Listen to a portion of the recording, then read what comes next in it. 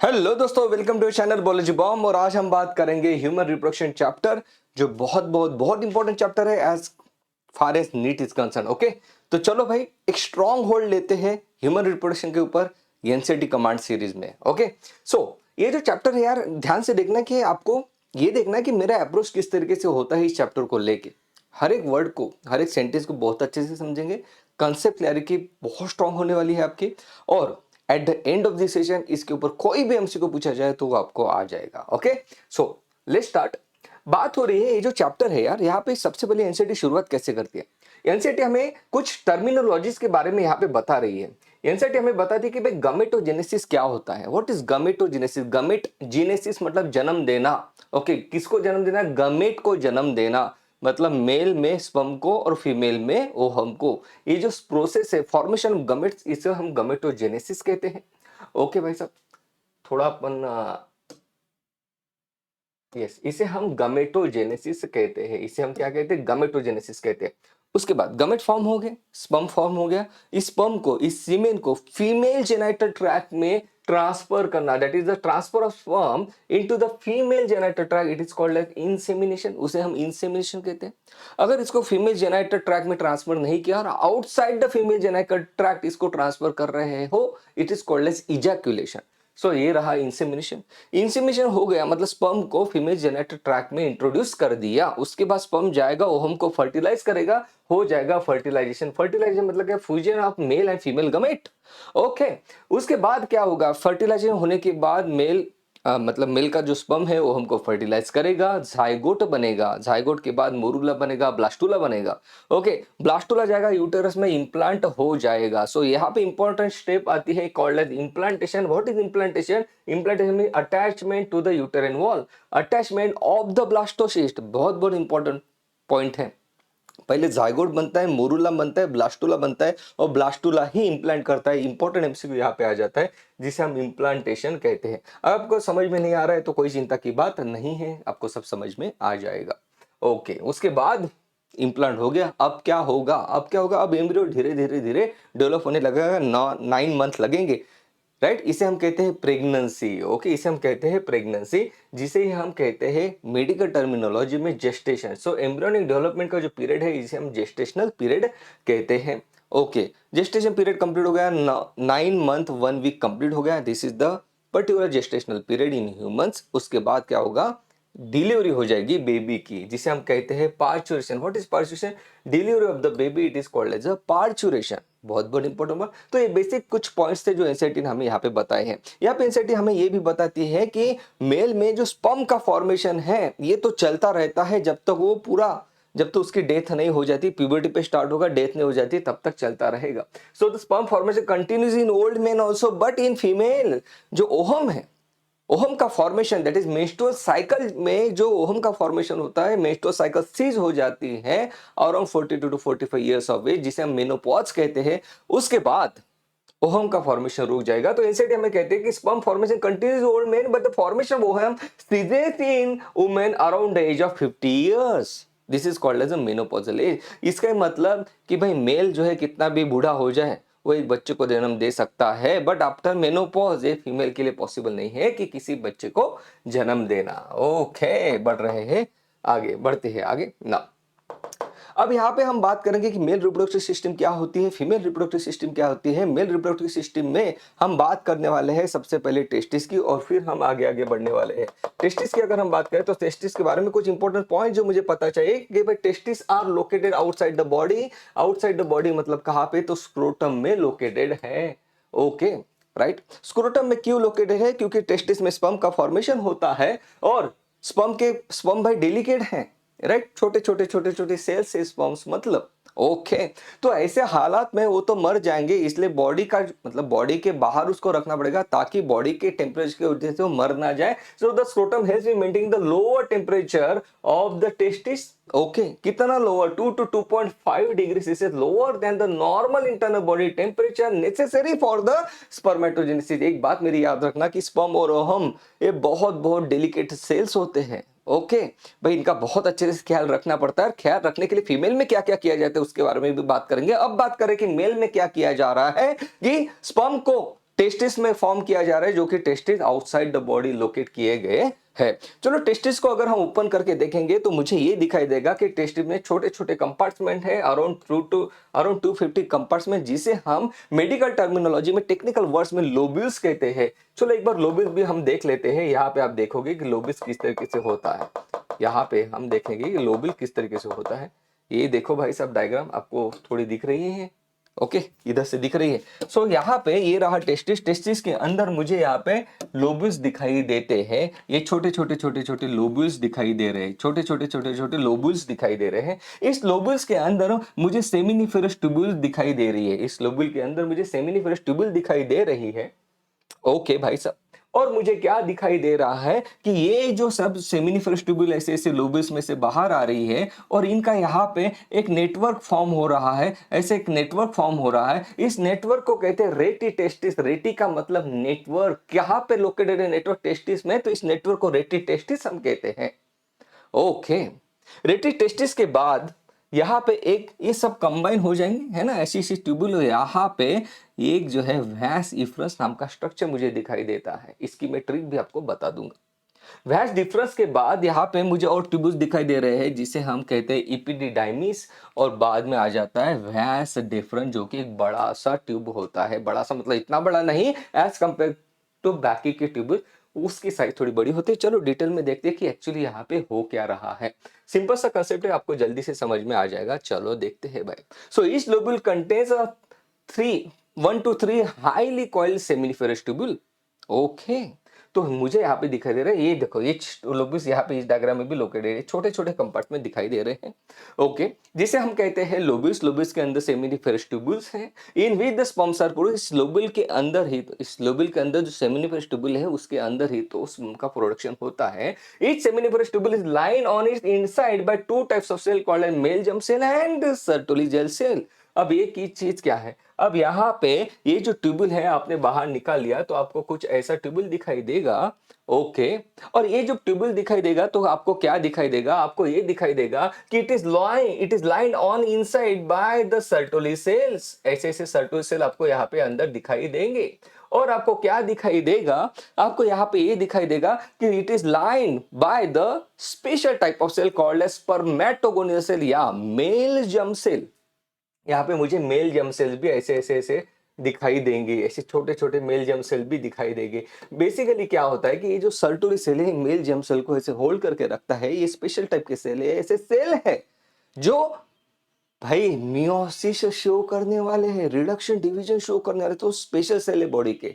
एक बॉडी में 2 टाइप के सेल होते हैं, एक होते हैं सोमैटिक सेल जो सिर्फ माइटोसिस करते हैं, और एक होते हैं जर्म सेल्स जो कि दे कैन अंडरगो अ मियोसिस, जिनका रिडक्शन डिवीजन होता है। 46 क्रोमोसोम से 23 के 2 सेल्स बनाने की कैपेबिलिटी इन सेल्स के पास होते हैं। इन सेल्स को हम जर्म सेल्स कहते हैं, राइट, या तो फिर इसको स्पर्मेटोगोनिया कहते हैं। तो मुझे एक बात समझ में आ गई कि seminiferous tubule on the inside it is lined by Sertoli cell and male germ cell, while on the outside it is lined by another type of cell called as Leydig cell. Seminiferous tubule के बाहर तो ये रहा एक seminiferous tubule, ये रहा another seminiferous tubule. Seminiferous tubule के बाहर मुझे लेडिक सेल दिखाई देते हैं, जबकि सेमिनिफेरस ट्यूब्यूल के अंदर मुझे सर्टोली सेल और स्पर्मेटोगोनिया दिखाई देते हैं। ये बात मुझे समझ में आ चुकी है। अब हम आगे बढ़ रहे हैं। The male germ cells undergo a meiotic division. ये जो बात कर रहे थे ना अपन, स्पेशल टाइप की सेल है, they can undergo meiotic division. Male germ cell they undergo meiotic division and finally leading to a sperm formation, while the Sertoli cell provide the nutrition to the germ cell। बहुत important बात है भाई, ये जो cell है बहुत delicate sales है।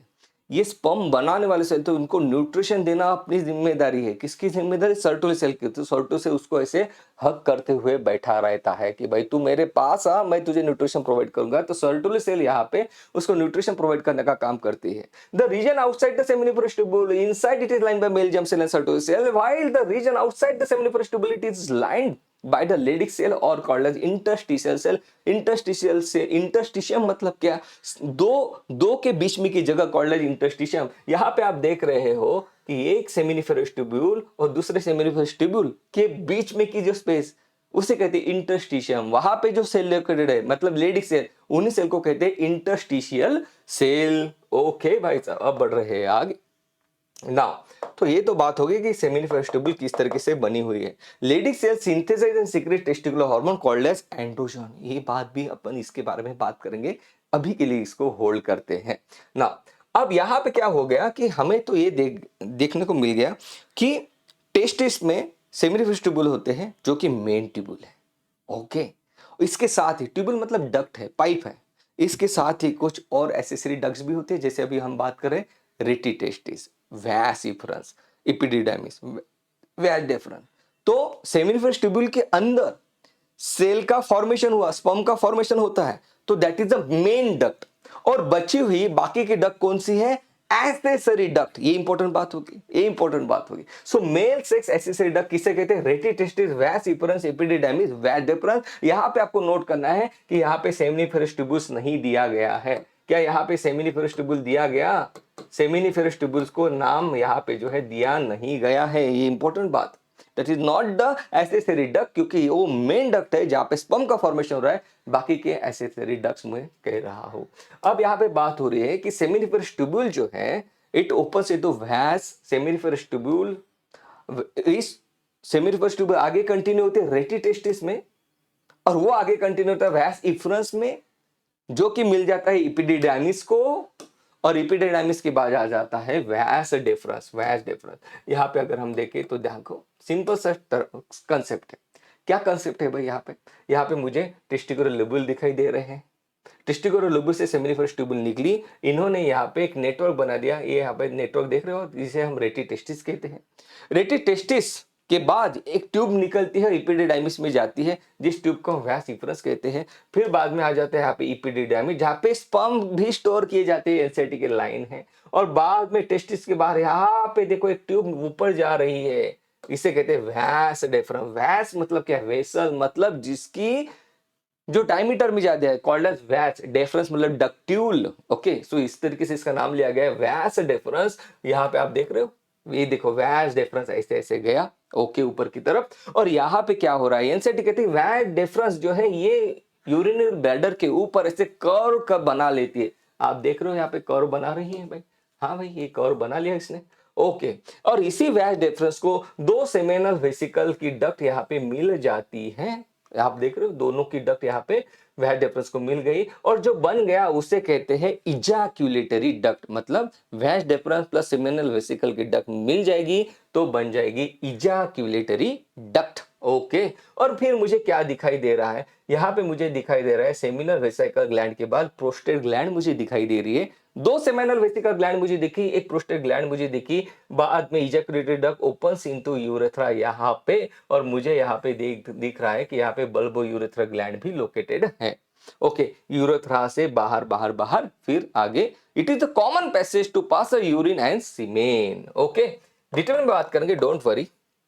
चलो भाई साहब, अब अपन आगे बढ़ रहे हैं। So what is the pathway of sperm? ये बहुत इंपॉर्टेंट चीज है। Pathway of sperm, seminiferous tubule में स्पर्म फॉर्म होंगे, रेटी टेस्ट में एसेसरी डक्ट में जाएंगे, वैस इफरंस, एपिडिडाइमिस, वैस डेफरंस पर डक्ट ऑफ सेमिनो वेसिकल इसके साथ मिल जाएगी तो बन जाती है इजैक्यूलेटरी डक्ट, जो कि यूरेथ्रा में ओपन हो जाता है। The urethra originate from the urinary bladder and extends through the penis to the external opening called as urethral meatus. Urethra का जो आउटवर्ड टिप है उसे हम यूरेथ्रल मियाटस कहते हैं। सही है? ओके, हर एक लाइन अपन कंसिडर कर रहे हैं। अब बढ़ते हैं आगे, अब बढ़ रहे हैं आगे। सो यहाँ पे जो हम बात कर रहे थे सेमिनिफरस ट्यूबुल की, तो यहाँ पे आप देख रहे हो कि ये है seminiferous tubule which is lined on the inside. ये है seminiferous tubule which is lined on the inside by the spermatogonia and the Sertoli cell। आप देख रहे हो दोनों सेल से लोकेटेड है, और दो सेमिनिफरस ट्यूबुल के बीच में जो स्पेस है उसे इंटरस्टिशियल स्पेस कहते हैं, जिसमें जो सेल्स लोकेटेड है उसको इंटरस्टिशियल सेल या लेडिक सेल कहेंगे। तो ये तो रही टेस्टिस की बात। अब यहाँ से बात कर रहे हैं पेनिस के बारे में। Penis is the mail external genitalia. Okay, it is made up of a special tissue that helps in erection. यहाँ पे कुछ स्पेशल टिश्यूज होते हैं जिसके बारे में डिटेल में जाने की जरूरत नहीं है। कॉर्पोरा क्या, वर्नोसा क्या होता है, इसके बारे में आपको जानने की जरूरत नहीं है। इतना जानना है कि penis it is the male external genital organ, और यहाँ पे स्पेशल टिश्यू होते हैं जो कि उसके इरेक्शन में हेल्प करते हैं। और पेनिस जो है it is covered by a loose fold of skin called as foreskin, से वो कवर होता है। यहाँ पे एनसीईआरटी ने दिखाया भी है, ये जो पेनिस है यहाँ पे लूज फोर स्किन से ये कवर होता है कॉल्ड एज फोर स्किन, जिसको बाहर इन साइड में मतलब इनर साइड में उसको रिट्रैक्ट भी किया जा सकता है। चल अब बात करते हैं मेल एसेसरी ग्लैंड, एसेसरी मतलब क्या और मेन मतलब, एसेसरी मतलब तो असिस्टेंट होता है, तो एसेसरी किसे कहा गया है, क्यों कहा गया है?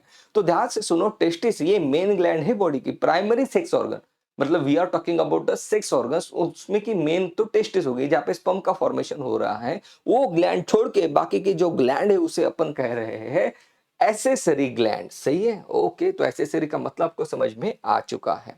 तो एसेसरी ग्लैंड की अगर हम बात करें तो यहाँ पे मुझे कुछ चीजें दिखाई दे रही है कि कौन सी एसेसरी ग्लैंड है। जैसे अभी हमने देखा यहाँ पे एसेसरी ग्लैंड में हमारे पास है प्रोस्टेट, जो कि सिंगल है, दो बल्बो यूरेथ्रा ग्लैंड है, एक यहाँ पे और यहाँ पे दो बल्बो यूरेथ्रा ग्लैंड है।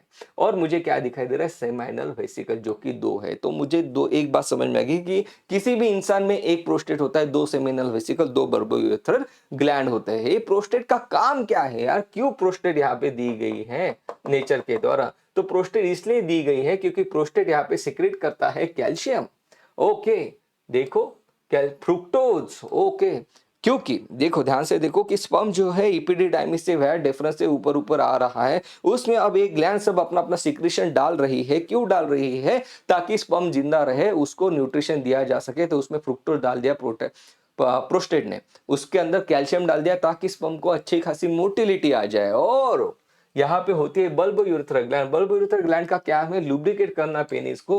ओके, जब इसको इंसर्ट किया जाएगा फीमेल जेनिटल ट्रैक्ट में, तो फ्रिक्शन कम करने के लिए, लुब्रिकेशन प्रोवाइड करने के लिए जो फ्लूइड चाहिए वो बल्ब यूरेथ्रा ग्लैंड यहाँ पे सिक्रेट कर रहा है। तो सबसे पहले बल्ब यूरेथ्रा ग्लैंड का सिक्रेशन बाहर आएगा, जो मेल एक्सटर्नल जिनाइटिलिया है उसको प्रॉपर्ली लुब्रिकेट कर देगा। उसके बाद ड्यूरिंग इंटरकोर्स इसको इंसिमिनेट किया जाएगा। सही है, तो यहाँ पे आपको समझ में आ गया तीन ग्लैंड। तो अभी तक हमने क्या क्या देखा, हमने देखा कि टेस्टिस है जो कि बॉडी के आउटसाइड लोकेटेड है, स्क्रोटम में लोकेटेड है, 2 to 2.5 डिग्री सेल्सियस उसका टेम्परेचर कम होता है ताकि स्पर्म का फॉर्मेशन हो सके। टेस्टिस को हमने ओपन किया तो मुझे वहां पे कंपार्टमेंट दिखाई दिए, जिसको हमने कहा लोबस। लोबस के अंदर एक से तीन सेमिनिफरस ट्यूब्यूल्स होते हैं। सेमिनिफरस ट्यूब्यूल क्या है? ये छोटे छोटे ट्यूब्स होते हैं जिसके अंदर दो टाइप के सेल होते हैं, सर्टोरी सेल और स्पर्मेटोगोनियल सेल या मेलजम सेल। और बाहर के साइड में, ट्यूब के बाहर के साइड में होते हैं लेडिक सेल या इंटरस्टिशियल सेल।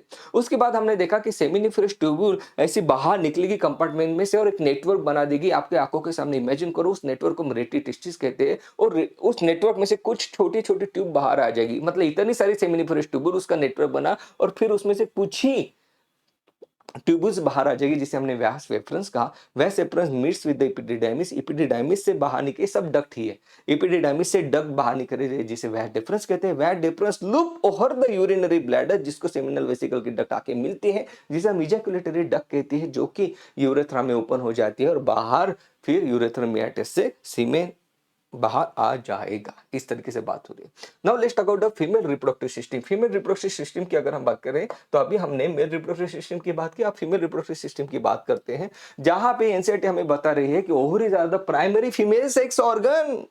भाई मेल में primary sex organ is the testis, female में primary sex organs are the ovaries.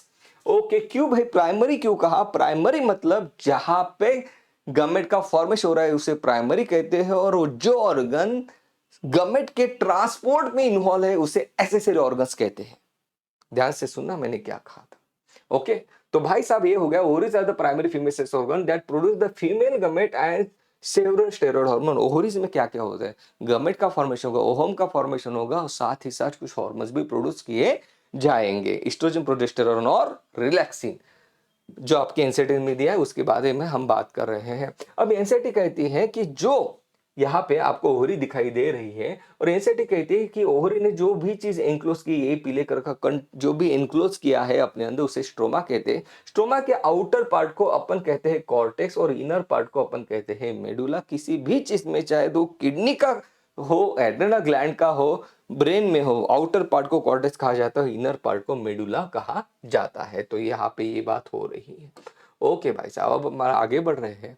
यहाँ पे ये तो बात हो गई कि मेन डक्ट कौन से हुए, ओवरी हो गई। ये बेसिकली डक्ट से फॉर्म होने वाले ऑर्गन है, इसलिए इसको डक्ट अपन कह रहे हैं। एक्चुअली में डक्ट दिखने में डक्ट नहीं होगा, ग्लोबुलर होती है ओवरी। तो वहां पे फॉर्मेशन हो गया ओहोम का, वो छोड़ के अब बाकी के जो उसे एसेसरी डक्ट्स कहा जाता है। एसेसरी मतलब क्या? जहां पे फॉर्मेशन तो नहीं हुआ गमेट का, गमेट के ट्रांसपोर्ट में इन्वॉल्व है। Okay, so oviduct, uterus, वजाना constitute the female accessory duct okay, यहाँ पे आप देख रहे हो कि ये है ओवरी जो कि मेन ऑर्गन है, प्राइमरी सेक्स ऑर्गन है। ओके, अब अपन बात कर रहे हैं कि ओवरी से जब ओवन निकलता है तो उसको यहाँ पे कैच किया जाता है फैलोपियन ट्यूब के द्वारा, जो कि एक्सेसरी डक्ट अपन उसे कह रहे हैं क्योंकि वो ट्रांसपोर्ट कर रही है गमेट का। ओके भाई साहब, तो फैलोपियन ट्यूब जो है वो हमको ऐसे कैच कर लेती है। तो कैच कौन सा पार्ट है फैलोपियन ट्यूब का जो इसको कैच कर रहा था, वो है फिमरी। ओके, सो फैलोपियन ट्यूब का जो पार्ट ओहरी के बहुत नजदीक है, जो कि एमसीक्यू पीवाईक्यू पूछा गया है, वो है फिमरी। उसके बाद आ जाता है इन्फंडिबुलम, यहाँ पे एम्पुला, यहाँ पे इस्मस, और ये ओपन हो जाती है फैलोपियन ट्यूब यूटेरस में दोनों साइड से। सही है, यहाँ पे तो मुझे बात समझ में आ गई। यहाँ पे एक बात और है कि यहाँ पे ओहम आ जाता है ऐसे ऐसे ऐसे ऐसे ऐसे, स्पर्म नीचे से आएगा वजाना सर्विक्स यूटरस से होते होते होते होते, और यहाँ पे दोनों का एम्पुला इस्मस रीजन में यहाँ पे फर्टिलाइजेशन होता है। तो यहाँ पे एक बात मुझे नोट करनी है, यहाँ पे इंसर्टिव में मुझे लिख लेना है कि जो फर्टिलाइजेशन होता है वो अराउंड इस्मस के रीजन में यहाँ पे मुझे दिखाई देता है। सही है भाई। ओके, सो यहाँ पे यही बात दिखाई दी है कि fallopian tube around 12 centimetre long होती है। The part closer to the ovary it is a funny shape called as infundibulum, मतलब फिमरी और infundibulum. The edges of the infundibulum possesses fingry called as fimbry, possesses finger like position called as fingry, which help in the collection of ovum. After ovulation the infundibulum leads to a wider portion called as ampulla. Ampulla मतलब wide portion को ही ampulla कहा जाता है, हमेशा याद रखना। और उसके बाद इस्मस जो कि नैरो पोर्शन है वो ज्वाइन कर जाता है यूटेरस को। तो चलो अब यूटेरस के बारे में बात करते हैं। यूटेरस को अगर हम देखें तो ये एक मुझे इन्वर्टेड पियर शेप ऑर्गन लग रहा है, ऐसा ऐसा लग रहा है कि पियर को किसी ने उल्टा रख दिया है। ओवरी को मैं अगर ध्यान से देखता हूं तो मुझे यहाँ पे कुछ चीज भी दिखाई दे रही है। वो चीज ये है, वो चीज कौन सी चीज है?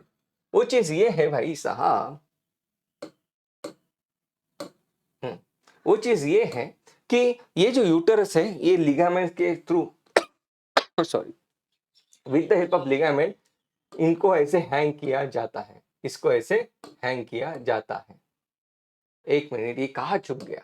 ओके, हाँ, ये जो यूटेरस है, यूटेरस जो है ऐसे ऐसे लिगामेंट्स यहाँ पे मुझे दिखाई देते हैं, मतलब with the help of ligament इस पर्टिकुलर ऑर्गन को अपनी जगह पे होल्ड किया गया है। इंसाइड इन पहला पॉइंट कहा कि भाई ये इन्वर्टेड पियर शेप ऑर्गन है, लिगामेंट के with the help of ligament pelvic region में इसको होल्ड किया जाता है।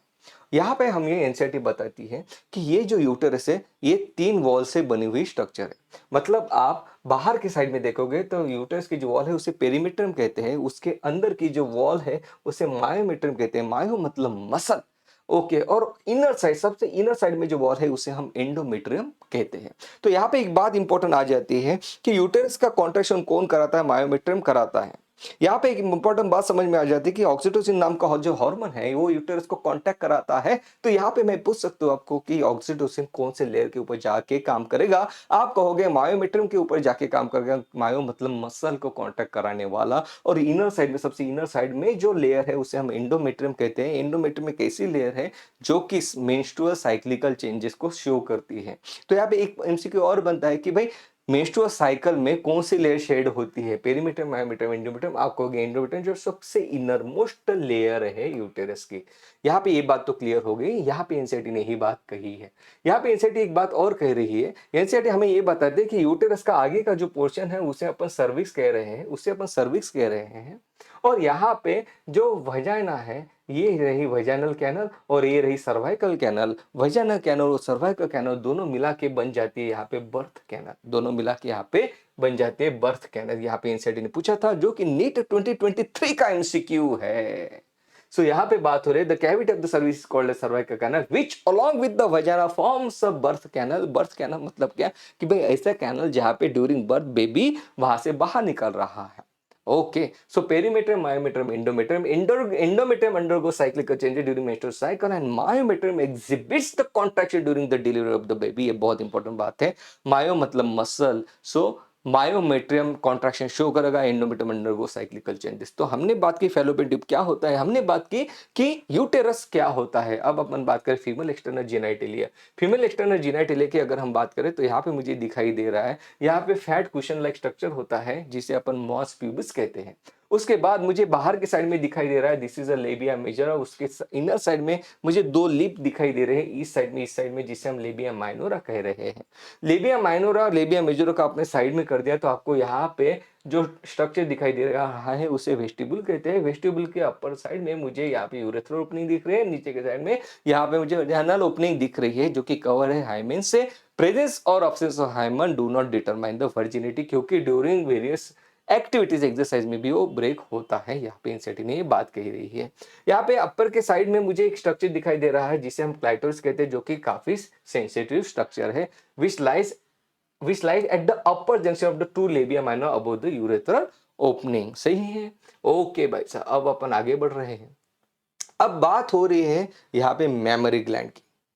तो हमने देख लिया है, सबसे पहले हमने ओवरी के बारे में बात की, हमने फैलोपियन ट्यूब के बारे में बात की, यूटेरस के बारे में बात की, बर्थ कैनल क्या होता है वो हमने देखा, हमने एक्सटर्नल जेनिटलिया के बारे में बात की। हम अपन बात कर रहे हैं मेमोरी ग्लैंड के बारे में। अब अपन बात कर रहे हैं मेमोरी ग्लैंड के बारे में। सही है। ओके भाई साहब, चलो। सो मेमोरी ग्लैंड में मुझे क्या क्या दिखाई देता है जो कि इंपॉर्टेंट एमसीक्यू है। So mammary gland, it is the characteristics of all female sex mammals, all जिसके पास मतलब जिसके पास मेमोरी ग्लैंड है उसे मैमल कहा जाता है। ओके, सो बहुत इंपॉर्टेंट बात है, it is the characteristic feature.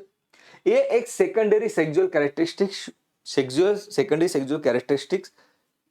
मतलब ये उसे अपन कहते हैं डेवलपमेंट ऑफ मेमोरी ग्लैंड, इसे हम सेकेंडरी सेक्सुअल कैरेक्टरिस्टिक्स कहते हैं। ओके, इसके डेवलपमेंट के लिए एस्ट्रोजन का होना जरूरी है। ओके भाई साहब, अब यहाँ पे मुझे एक इंपॉर्टेंट बात दिखाई दे रही है जो अपन एमसीटी पढ़ते वक्त अपने हमसे छूट जाती है, वो है कि mammary gland it is supported by the pectoralis major muscle. Okay, इसे भी हमने नोट कर लिया।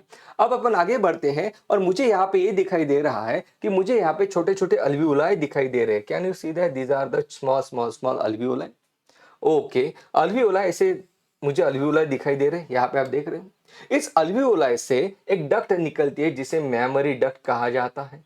ये देखो मेमोरी डक्ट निकल गई। ओके, अब ये मेमोरी डक्ट यहाँ पे ओपन हो जाती है, ये सभी लोबुल बहुत सारे लोबुल्स रहेंगे, मेमोरी डक्ट ऐसे ओपन हो जाएगी और बन जाएगा यहाँ पे एम्पुला, और यहाँ पे बन जाएगी लैक्टिफेरस डक्ट जो कि बाहर की साइड में आती है। तो एक बार ये एमसीक्यू बहुत पूछा गया था यहाँ पे पीवाईक्यू में, वो हमने नोट कर लेना है कि यहाँ पे किस तरीके से स्ट्रक्चर मुझे इनर साइड टू आउटसाइड दिखाई देता है। सबसे इनर साइड में मुझे यहाँ पे अल्वियोलाई दिखाई देंगे जहां पे मिल्क का प्रोडक्शन होगा, फिर मेमोरी डक्ट दिखाई देंगे, फिर एम्पुला और फिर लैक्टिफेरस डक्ट मुझे यहाँ पे दिखाई देते हैं। सही है। तो यहाँ पे एक बात याद रखना कि यार जो मिल्क जो बाहर आता है मेमोरी ग्लैंड से वो लैक्टिफेरस डक्ट से बाहर आता है, ना कि मेमोरी डक्ट से। मेमोरी डक्ट तो इनर साइड में लोकेटेड है, अभी आपने यहाँ पे देखा है, अभी आपने यहाँ पे देखा है। ये रहा, सिंपल है ना। अल्वियोला, अल्वियोल से निकली हुई छोटी हुई duct called as mammary duct. कई सारे मेमोरी डक्ट एक दूसरे के साथ मिल जाएगी, बन जाएगी लैक्टिफेरस डक्ट। ये पाथवे पूछा जाता है बेटा, तो इंपॉर्टेंट है। तो हमने क्या क्या देखा, अल्वियोला, मेमोरी ट्यूब्यूल या मेमोरी डक्ट, राइट, और उसके बाद लैक्टिफेरस डक्ट। तो ये बात क्लियर होगी।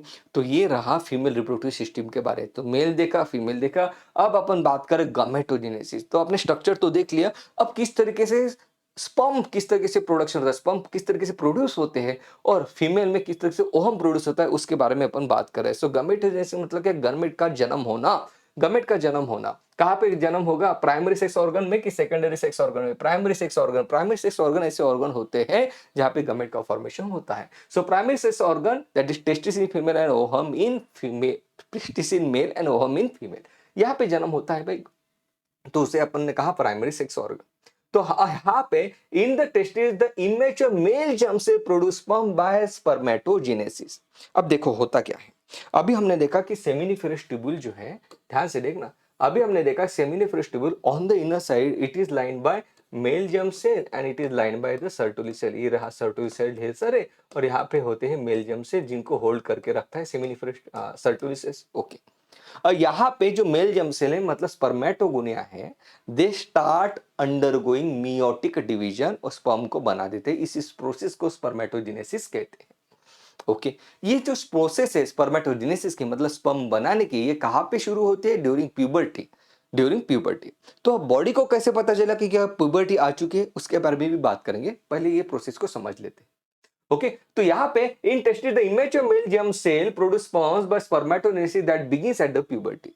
तो कैसे प्रोडक्शन होता है, तो अभी हमने देखा कि sperms are lined by the spermatogonia. That is a male germ cell. अब यहाँ पे क्या होता है, सबसे पहले तो मेल जर्म सेल अपनी आबादी बढ़ाना शुरू कर देते हैं, ढेर सारे। ये अंदर के साइड में हो रहा है, जो मैं बाहर के साइड में दिखा रहा हूँ समझने के लिए। तो ये रहे मेल जर्म सेल जो अंडर को दे अंडर माइटोटिक डिवीजन, अपनी संख्या बढ़ा रहे हैं, आबादी बढ़ा रहे हैं अपनी। ओके, फिर क्या होता है, इन्हीं मेल जर्म में से पूछा जाता है कि आप में से कौन स्पर्म बनाना चाहता है। तो एक सेल हाथ ऊपर कर ले, मैं बनाना चाहता हूं। तो यहाँ पे एक स्पर्म आज एक स्पर्म ऊपर हाथ नहीं करता, एक सेल ऊपर हाथ करता है कि भाई मैं स्पर्म बनाने वाला हूं। ओके, तो ये सेल जो है ये अपनी साइज बढ़ा लेता है, उसको बढ़ा कर दिया जाता है कि हाँ यार तू जाएगा आगे, तू स्पर्म बनाएगा, तू जाएगा आगे, तू स्पर्म बनाएगा। ओके, तो ये जो सेल है ये कौन से है, male germ cell, these are the diploid cell. ये भी तो डिप्लॉयड है, उसके पास सिर्फ साइटोप्लाज्म बढ़ा। ओके, इसे कहते हैं प्राइमरी स्पर्मेटोसाइट। इसे क्या कहते हैं, इसे कहते हैं प्राइमरी स्पर्मेटोसाइट, इसे प्राइमरी स्पर्मेटोसाइट कहते हैं। ओके, तो अपन ने उसका क्या किया, साइटोप्लाज्म बढ़ा दिया कि तू आगे जाएगा, तू स्पर्म बनाएगा। Primary spermatocyte D starts undergoing reduction division. Reduction मतलब क्या, इसके बाद 2n मतलब 46 क्रोमोसोम है, तो यहाँ पे जो बनेगा इसके पास रहेगी 23 क्रोमोसोम। तो प्राइमरी स्पर्मेटोसाइट ये मियोसिस 1 के अंडर गया, और जो बन गया उसे हम कहेंगे secondary spermatocyte. Okay, right right right right right. Secondary spermatocyte it undergo another meiotic division called as secondary meiosis 2 या इक्वेशनल डिवीजन। क्यों, क्योंकि अब जो यहाँ पे छोटे छोटे छोटे छोटे सेल्स बनेंगे, छोटे छोटे छोटे छोटे सेल्स बनेंगे, इनके पास एन ही तो है, तो इक्वेशनल डिवीजन इसे हम कह रहे हैं। तो स्पर्मेटिड्स बन जाते, स्पर्मेटिड्स, राइट। तो primary spermatocyte diploid, secondary spermatocyte haploid, spermatids बन गए। स्पर्मेटिड्स मतलब क्या, स्पर्म लाइक सेल। ये इमेच्योर है। ओके, इनमें आपको अच्छे से दिख भी नहीं रहा कि हेड है, नेक है, टेल है, और ये रहे स्पर्मेटिड्स। और स्पर्मेटिड्स नाउ यहाँ पे आप देखोगे कि स्पर्मेटिड्स जो है, ये स्पर्मेटिड्स है, ये स्पर्मेटिड्स है, ये स्पर्मेटिड्स है, स्पर्मेटिड्स है। स्पर्मेटिड्स से अब यहाँ पे स्पर्म बनना शुरू हो जाएगा, जो कि प्रॉपर स्पर्म बनना शुरू हो जाएगा। सो स्पर्मेटिड्स से स्पर्म बनते हैं। ओके, स्पर्मेटिड्स से स्पर्म बनते हैं। कैसे बनेंगे, यहां पे आ जाएगा सर्टोली सेल कुछ केमिकल सिक्रीट करना शुरू कर देता है और स्पर्मेटिड्स को डिफरेंशिएट कर देता है। एमसीक्यू है, बन जाता है स्पर्म। स्पर्मेटिड्स से स्पर्म बनने की जो प्रोसेस है उसे स्पर्मियोजेनेसिस कहते हैं। उसे क्या कहते हैं, स्पर्मियोजेनेसिस। ओके, और आपने अगर आपको शुरुआत में याद आ रहा होगा तो मैंने क्या कहा था कि सर्टुर से इसे होल्ड करके रखता है स्पर्मेटोगोनिया को। तो मतलब अब जो स्पर्म बना है वो सर्टो सेल ने ऐसे ऐसे अपने साथ ही होल्ड करके रखा हुआ है, उसको न्यूट्रिशन दे रहा है। अब जब ये स्पर्म मैच्योर हो गया तो सर्टो से उसको बाहर खोल के कहता है जा स्पर्म जा, उधर जाके उनको फर्टिलाइज करके आ। तो ये जो स्पर्म ने स्पर्म को रिलीज किया, इसे कहते हैं स्पर्मिएशन, इसे कहते हैं स्पर्मिएशन। सर्टो सेल से स्पर्म रिलीज हो जाना, रिलीज हो जाएगा तो कहाँ आ जाएगा भाई, कहा सेमिनिफरस ट्यूबुल के अंदर आएगा ना। सेमिनिफरस ट्यूबुल के अंदर ही तो सर्टो सेल लाइन है, तो सर्टो सेल ऐसे छोड़ दिया तो स्पर्म जो है आ गए, इसे कहते हैं स्पर्मिएशन। ओके, चलो अपन एक बार पढ़ लेते हैं तो हमें समझ में आ जाएगा। तो चलो भाई देखते हैं। तो यहाँ पे आप देख रहे हो कि प्राइमरी, यहाँ पे हम देखते हैं कि 46 क्रोमोसोम्स है स्पर्मेटोगोनिया के पास। Okay, some of the spermatogonia called as primary spermatocyte, जो कहते हैं कि मैं स्पर्म बनाऊंगा, the undergo meiosis. Okay, primary spermatocyte completes the first meiotic division leading to the formation of two equal haploid cells called as secondary spermatocyte. Secondary spermatocyte haploid होते हैं। Secondary spermatocyte they undergo second meiotic division, okay, या equational division, और अब जो बनते हैं spermatids कहते हैं। ओके, डायरेक्टली स्पर्म नहीं बना, एक इंटरमीडिएट स्टेट बनी जिसे स्पर्मेटिड कहा जाता है। Okay, now the spermatid are transform into spermatozoa. कैसे, सर्टुल सेल ने कुछ केमिकल रिलीज किए तो स्पर्मेटिड से स्पर्मेटोजुआ बना। इस प्रोसेस को हमने स्पर्मियोजेनेसिस कहा है, उस प्रोसेस को हमने स्पर्मियोजेनेसिस कहा है। And finally they are release from the seminiferous tubule, from the wall of a seminiferous tubule by the process called as spermiation. तो ये तो हमने देख लिया कि भाई स्पर्मेटोजेनेसिस कैसे हो रहा है, कब शुरू होता है, प्यूबर्टी में शुरू होता है। एनसीईआरटी कहती है लेकिन बॉडी को कैसे पता कि भाई प्यूबर्टी आ चुकी है, तो एनसीईआरटी उसका भी जवाब हमें देती है। यहाँ पे देखो, सो यहाँ पे हाइपोथैलेमस है हमारे पास, ब्रेन में है। ओके, ब्रेन रिलीज करता है, मतलब हाइपोथैलेमस रिलीज करता है गोनाडोट्रोपिन रिलीजिंग हार्मोन। गोनाड मतलब क्या, टेस्टिस और ओवरी को गोनाड कहते हैं। गोनाडोट्रोपिन रिलीज हार्मोन रिलीज किया गया जो कि काम करता है जाके पिट्यूटरी ग्लैंड के ऊपर। Pituitary gland in turn secrete the luteinising hormone, जो यहाँ पे दिया है वही यहाँ पे दिया है। अगर आप चाहो तो टेलीग्राम चैनल को ज्वाइन कर सकते हो, ये एनसीईआरटी मैं वहां पे भी डाल दूंगा। ओके, सो यहाँ पे पिट्यूटरी ग्लैंड एफएसएच और एलएच को रिलीज कर देते, फॉलिकल स्टिमुलेटिंग हार्मोन वहां से निकलेगा पिट्यूटरी ग्लैंड से, सर्टुलरी सेल के ऊपर जाके काम करेगा और सर्टुलरी सेल कुछ केमिकल रिलीज करेगी जिसकी वजह से स्पर्मियोजेनेसिस होगा।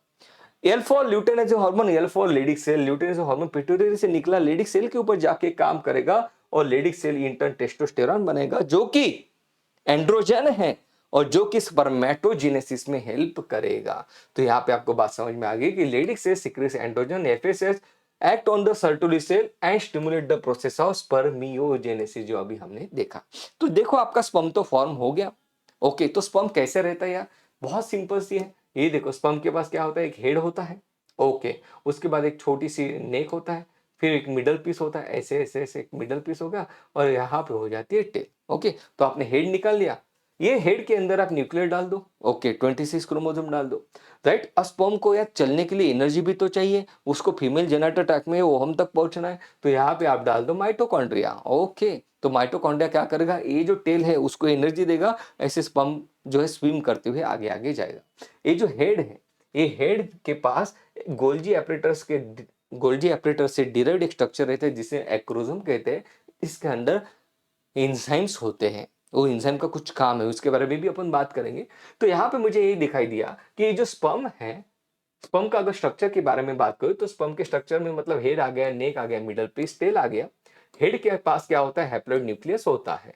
एक्रोसोम होता है, covered by acrosome which is filled with the enzyme that help in fertilisation of ovum, उसके बारे में बात करेंगे।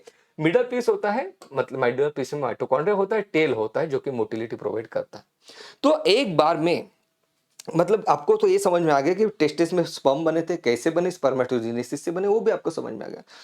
West epididymis, vas deferens, swim करते हुए स्पर्म आगे आता है, तो आपको दिखाई दे, आपको समझ में आ चुका था कि 3 टाइप के ग्लैंड उसमें अपना सीक्रेशन डालती है।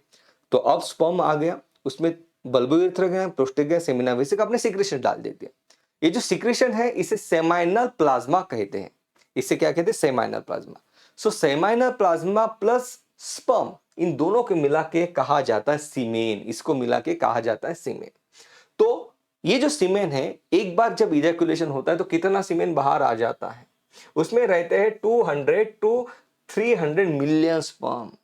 और अगर वो पर्टिकुलर मेल चाहता है कि उसके पास फर्टिलिटी हो तो उसके at least 60% of the sperm they must have the normal shape. Out of 300 million sperm में से कम 60% के पास नॉर्मल शेप साइज होनी चाहिए, नॉर्मल शेप एंड साइज 60%। और ये 60% में के जो 40% है उनके पास अच्छी खासी मोटिलिटी होनी चाहिए, they should show the vigorous motility.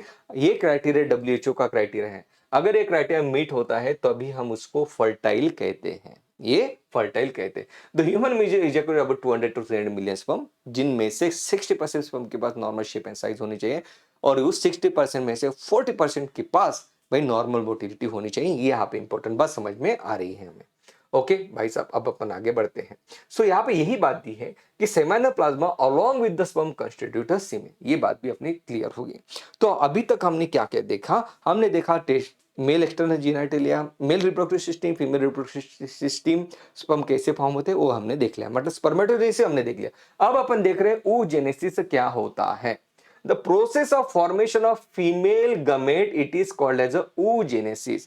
भाई फीमेल गमेट का फॉर्म होना इसे oogenesis कहा जाता है। ओके, अभी स्पर्म कैसे फॉर्म होते हैं वो हमने देखा, अब देखते कि फीमेल में ओवम कैसे फॉर्म होता है। अब बहुत बच्चे को ये डिफिकल्ट जाता है, अगर आप मेरी बात ध्यान से सुनोगे तो सब कुछ समझ में आ जाएगा। सही, तो ध्यान से देखो, अभी हम देखेंगे, ये रहा ओहरी। ओके, ओहरी के अंदर होते फीमेल जर्म सेल। बॉडी में 2 टाइप के सेल होते हैं, अभी हमने देखा, एक होते सोमैटिक सेल्स, एक होते हैं जर्म सेल। जर्म सेल ऐसे सेल होते हैं कि जो जर्म मतलब जर्मिनेट मतलब जन्म देते हैं किसे, गमेट्स को। तो ओहरी के अंदर कुछ सेल्स होते हैं जिसे अपन कहते हैं जर्म सेल, यहाँ पे ऐसे जर्म सेल्स होते हैं। ओके भाई साहब, ये भी बात क्लियर होगी, जर्म सेल्स होते हैं। ओके, इसे हम कहेंगे फीमेल जर्म सेल या ऊगोनिया। ऊगोनिया कैसे होंगे, डिप्लॉइड होंगे। ओके, ओहरी के अंदर ऊगोनिया होते हैं। अब ये जो ऊगोनिया है इनमें मियोटिक डिवीजन शुरू हो जाता है। ओके, इनमें मियोटिक डिवीजन शुरू हो जाता है। तो यहाँ पे शुरू होने से पहले वो भी वही सवाल पूछा जाता है जो मेल में पूछा गया कि ये उगुनिया आप में से कौन ओहम बनाना चाहता है? तो भाई उगुनिया जो है अच्छे खासे उगुनिया अपने हाथ ऊपर कर लेते कि मैं जाके आगे ओहम बनाऊंगा। तो ये जो उगुनिया है जो यहाँ पे ढेर सारे उगुनिया थे, उसमें से ढेर सारे उगुनिया थे, यहाँ पे मैं निकाले तो ढेर सारे उगुनिया थे, उसमें से कुछ उगुनिया अपना हाथ ऊपर कर लेते हैं और ऐसे उनके पास साइटोप्लाज्म भर भर के दिया जाता है कि जा तू जाके आगे ओहम बना। तो ऐसा उगुनिया जो now it is undergoing meiotic division, उसे कहते हैं प्राइमरी oocyte, उसे कहते हैं प्राइमरी oocyte। कि अब तक हमने डिवीजन शुरू किया? नहीं, नहीं किया, राइट। तो इसके पास उगुनिया के पास अगर 2n है तो इसके पास भी तो 2n होगा। तो ये रहा प्राइमरी oocyte, आपको यहाँ पे दिखाई दे रहा है। Okay, now primary oocyte undergoes अ meiotic division, first meiotic division, और यहाँ पे बन जाता है सेकेंडरी oocyte, यहाँ पे सेकेंडरी oocyte बन जाता है। ओके, और फिर सेकेंडरी oocyte आपको पता है ये फर्स्ट मियोटिक डिवीजन होगी, मियोसिस तो 2 बार होता है, तो यहाँ पे सेकंड मियोटिक डिवीजन होगी, यहाँ पे सेकंड मियोटिक डिवीजन होगी, और यहाँ पे सेकेंडरी ये रहा प्राइमरी oocyte, यह रहा सेकेंडरी oocyte, और यहाँ पे अब ओहम बनना शुरू हो जाएगा। अब यहाँ पे कुछ तो बात अलग है। कौन सी बात अलग है? ध्यान से दो। पहली तो बात आपने ये देख ली कि उगुनिया थे, कई सारे उगुनिया थे, उनमें से पूछा गया कि आप में से ओहम कौन बनेगा। कुछ लोगों ने हाथ ऊपर किए जिसे अपन प्राइमरी oocyte कहते हैं, जिनके पास ज्यादा साइटोप्लाज्म है। Primary oocyte starts undergoing meiosis 1 and meiosis 2। Meiosis 1 हुआ तो सेकेंडरी oocyte बना, मियोसिस 2 हुआ तो ओहम बना। ओके भाई साहब, अब मेरी बात ध्यान से सुनो। यहाँ पे क्या होता है कि ओहम बहुत ही डेलिकेट स्ट्रक्चर है। ओके, तो ओहम को अपन ने हट्टा कट्टा बनाना है। तो हट्टा कट्टा बनाने के लिए क्या किया जाता है कि यहाँ पे जब 2 सेकेंडरी oocyte बनने वाले थे तो इसके पास साइटोप्लाज्म दिया ही नहीं, इसका कंप्लीट साइटोप्लाज्म इसके पास दिया गया, इसके पास दिया गया, कंप्लीट साइटोप्लाज्म इसके पास दिया गया। तो ये जो बना, ये सेकेंडरी oocyte दूसरा बना ही नहीं, एक ही सेकेंडरी oocyte बना। जो दूसरा बना उसके पास सिर्फ क्रोमोसोम थे, वो जिंदा नहीं रह पाता है, इसे हम पोलर बॉडी कहते हैं। इसे क्या कहते हैं? Polar body. तो ये जिंदा नहीं रहा तो इसका सेकंड मियोटिक डिवीजन भी नहीं होगा। ओके, तो यहाँ पे सेकेंडरी oocyte जो एक बना था उसके मियोसिस 2 हुआ तो 2 ओहम बन गए, लेकिन ऐसा नहीं होता है। फिर से ये जो दूसरा बनने वाला था इसका साइटोप्लाज्म इसको दिया जाता है। ओके, इसको दिया जाता है, इसको दिया जाता है, तो भाई ये जो है इसको पोलर बॉडी कहते हैं, ये भी जिंदा नहीं रह पाता। बेसिकली साइटोप्लाज्म बचाने के लिए ये सब किया जा रहा है। मतलब मुझे ये समझ में आ गया कि प्राइमरी oocyte से एक सेकेंडरी oocyte बना, ये तो बना ही नहीं, ये तो पोलर बॉडी बनी, और सेकेंडरी से एक सेकेंडरी oocyte से एक ही ओहम बना। तो ये बात मुझे समझ में आ चुकी है। ये क्लियर है बेटा? ओके, नहीं समझा तो थोड़ा रिवाइंड कर लो, ध्यान से समझ लो कि क्यों हो रहा है। तो मुझे ये समझ में आ गया कि पोलर बॉडी बनाने का क्या रीजन था, अपना साइटोप्लाज्म किसी और को दे देना ताकि भाई वो जिंदा रहे। ओके, अब अपन आगे बढ़ते हैं। अब हमने देखा था कि मेल में ये जो oogenesis स्पर्मेटोजेनेसिस है ये ड्यूरिंग प्यूबर्टी शुरू होता है, लेकिन फीमेल में oogenesis कब शुरू होता है? During embryonic development. मतलब एक फीमेल बेबी जो अभी मां के पेट में ही है, उसके अंदर यहां पे oogenesis शुरू हो रहा है। अब इसका मतलब क्या हो गया? सो ये रही फीटल लाइफ। फीटल लाइफ में बेबी मदर की यूटेरस में ही है। ओके, तो वहां पे उसके पास ओवरी है। तो अराउंड 6-7 मंथ्स क्या यहाँ पे हो रहा है, यहाँ पे ओवरी के अंदर जो oogonia है वहां पे प्राइमरी oocyte बन गया। ओके, प्राइमरी oocyte ने अपना डिवीजन भी शुरू कर लिया, प्राइमरी oocyte ने अपना डिवीजन भी शुरू कर लिया। अभी वो मां के पेट में ही है और उसने अपना डिवीजन शुरू कर दिया, और सेकेंडरी oocyte बनाने ही वाला था, तभी उस पर्टिकुलर प्रोसेस को रोक दिया गया। तो यहां पे मुझे क्या दिखाई देता है कि वो जो बेबी है, फीमेल बेबी, जब उसका जन्म होता है तो उसमें मुझे क्या दिखाई देते हैं? उसमें मुझे दिखाई देते हैं primary oocyte which are arrested in a prophase, which are arrested in a prophase 1। मतलब भाई प्राइमरी oocyte ने अपना डिवीजन शुरू किया, लेकिन सेकेंडरी oocyte बना ही नहीं, उसको बीच में ही रोक लिया गया उस प्रोसेस को। सही है? तो मुझे दिखाई देते प्राइमरी oocyte। मेल में प्राइमरी स्पर्मेटोसाइट ड्यूरिंग प्यूबर्टी बने थे, फीमेल में वो जन्म के वक्त ही बन चुके हैं। ओके, तो आप कहोगे कि भाई सेकेंडरी oocyte कब बनेगा? सेकेंडरी oocyte बनता है जब टर्शियरी ओहम फॉर्म हो, टर्शियरी फॉलिकल फॉर्म होता है। क्या होता है वो भी हम बात करेंगे। फिर बन जाता है सेकेंडरी oocyte। जब मेंस्ट्रुअल साइकिल शुरू होती है तब सेकेंडरी oocyte बनता है। आप कहोगे कि इसको बीच में ही क्यों रोक दिया गया, तब मैं फिर से आपको पता चलेगा बहुत डेलिकेट सेल है, उसको आपने बना दिया तो उसको जिंदा रखना मुश्किल है, तो आपने उसको कंप्लीटली बनने ही नहीं दिया, एक तरीके से उसको फ्रीज करके रखा, उसको अरेस्ट करके रखा। ओके, कि भाई तू ऐसे ही रुक, जब ये लड़की बड़ी हो जाएगी तब तुझे अपना डिवीजन कंप्लीट करना है। तो ये रहा सेकेंडरी ओसाइट। फिर सेकेंडरी ओसाइट भी अपना डिवीजन कंप्लीट करना शुरू कर देता है, तभी उसको रोक लिया जाता है। और जब स्पर्म आके सेकेंडरी ओसाइट को फर्टिलाइज करेगा तभी ओहम बनेगा, तभी ओहम बनेगा। सही है। सो यहां पे इंपॉर्टेंट बात है। क्लियर है, क्लियर है, क्लियर है। सो प्राइमरी ओसाइट से सेकेंडरी ओसाइट बना, और सेकेंडरी ओसाइट अपना डिवीजन कब कंप्लीट करेगा, जब उसको स्पर्म फर्टिलाइज करेगा। आपको ये समझ में आया तो ठीक है, नहीं तो फिर से समझ में आ ही जाएगा, अपन डिटेल में बात करने वाले हैं। सही है, अब डिटेल में अपन बात करने वाले हैं। चल, इसको पहले मैं थोड़ा इरेज कर देता हूं भाई।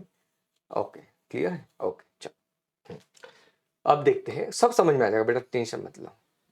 हाँ, सो यहाँ पे देखो कि oogenesis कब फॉर्म होता है, मैं यहाँ पे बहुत बेहतरीन नोट्स भी आपको देने वाला हूँ, चिंता मत करो।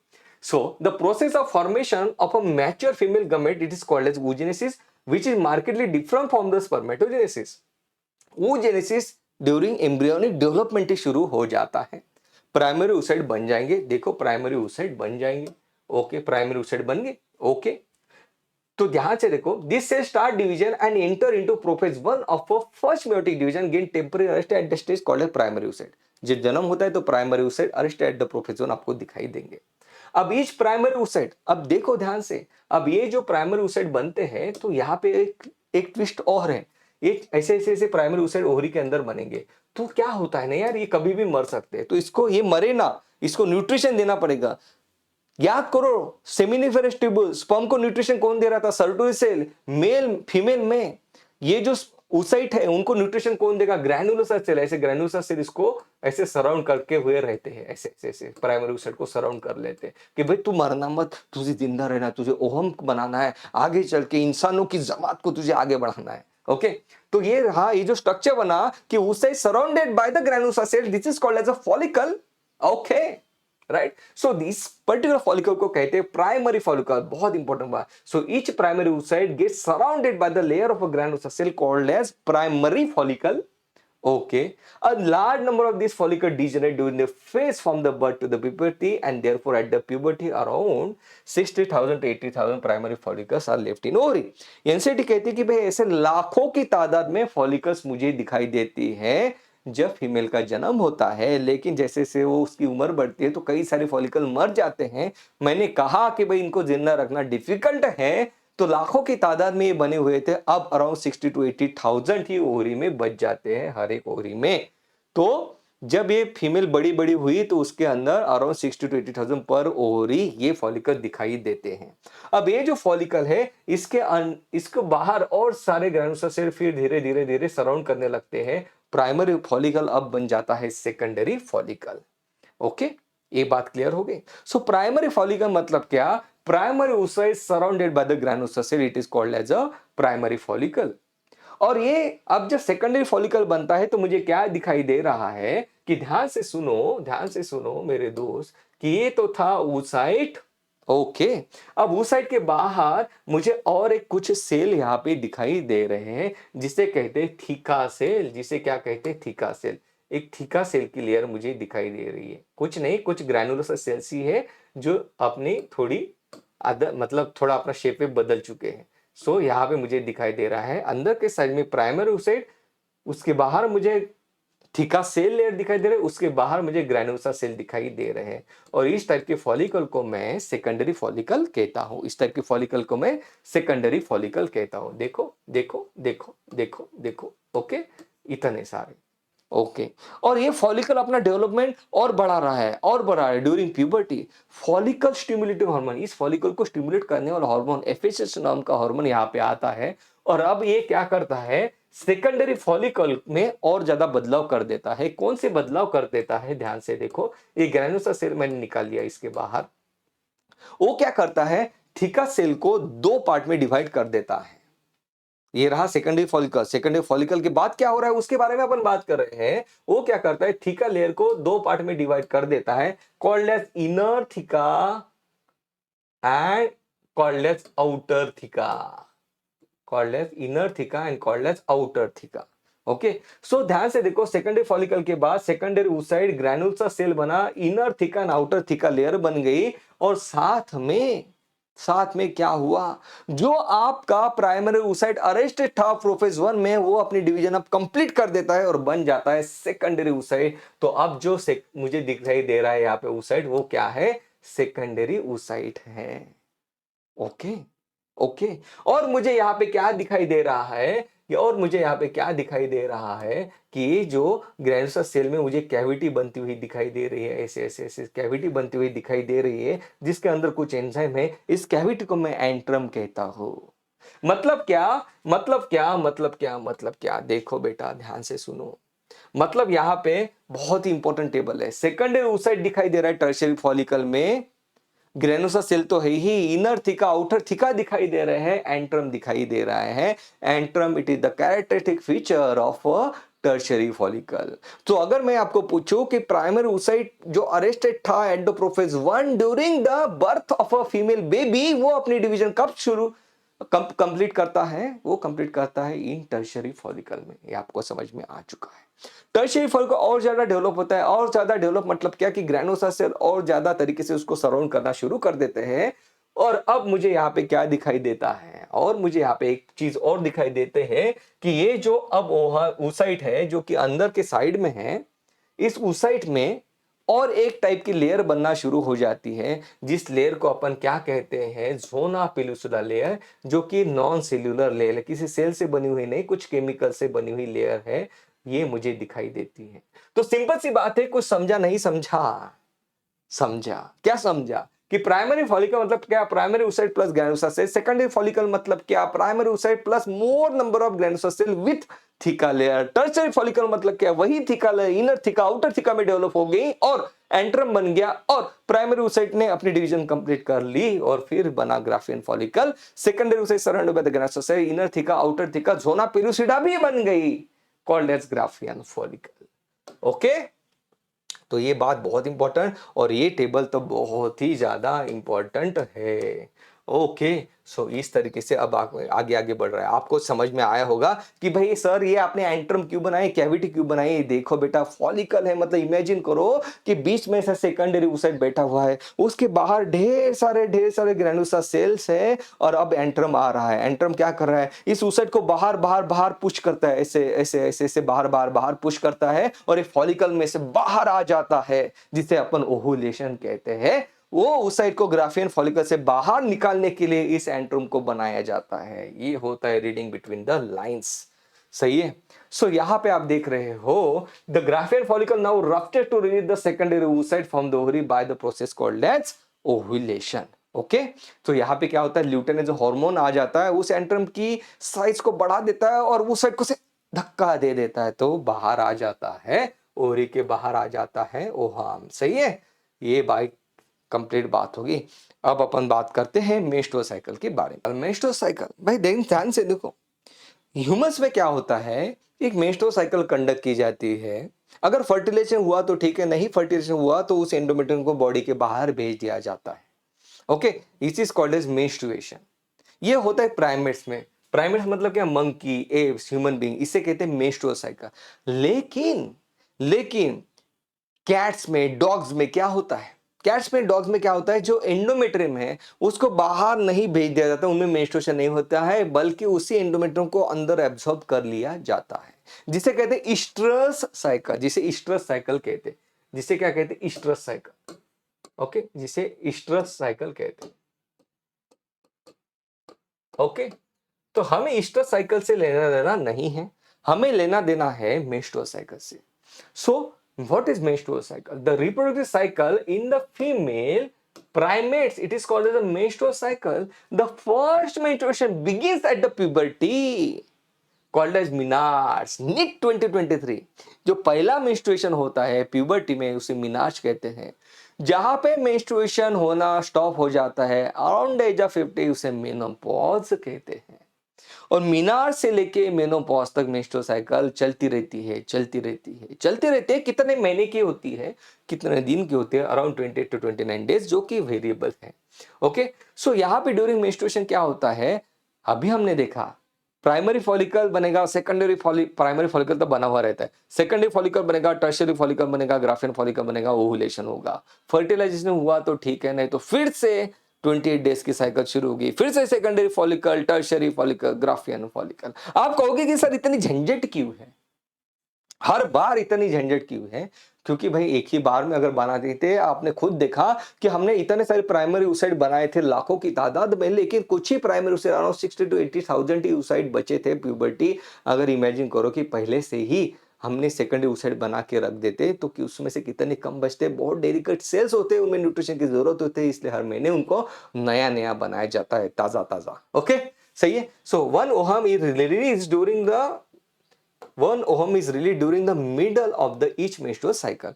तो देखो बेटा, बच्चों को बहुत कंफ्यूजन होता है मेंस्ट्रुअल साइकिल के बारे में। मैं जैसे समझा रहा हूँ वैसे समझने की कोशिश करोगे, बिल्कुल कंफ्यूजन नहीं होगा, हर एक सवाल का जवाब आप दे पाओगे, मैं बता रहा हूँ आपको। तो ध्यान से देखो, हम कह रहे हैं टोटल 4 फेजेस होती है मेंस्ट्रुअल साइकिल में, कुछ डिफिकल्ट नहीं है, ध्यान से देखो, बिल्कुल कॉन्सेंट्रेशन के साथ। एक फेज है जिसे कह रहे हैं फॉलिकुलर फेज, इससे कह रहे सेकंड फेज को कह रहे हैं ओव्यूलेटरी फेज, एक है ल्यूटियल फेज, एक है मेंस्ट्रुअल फेज।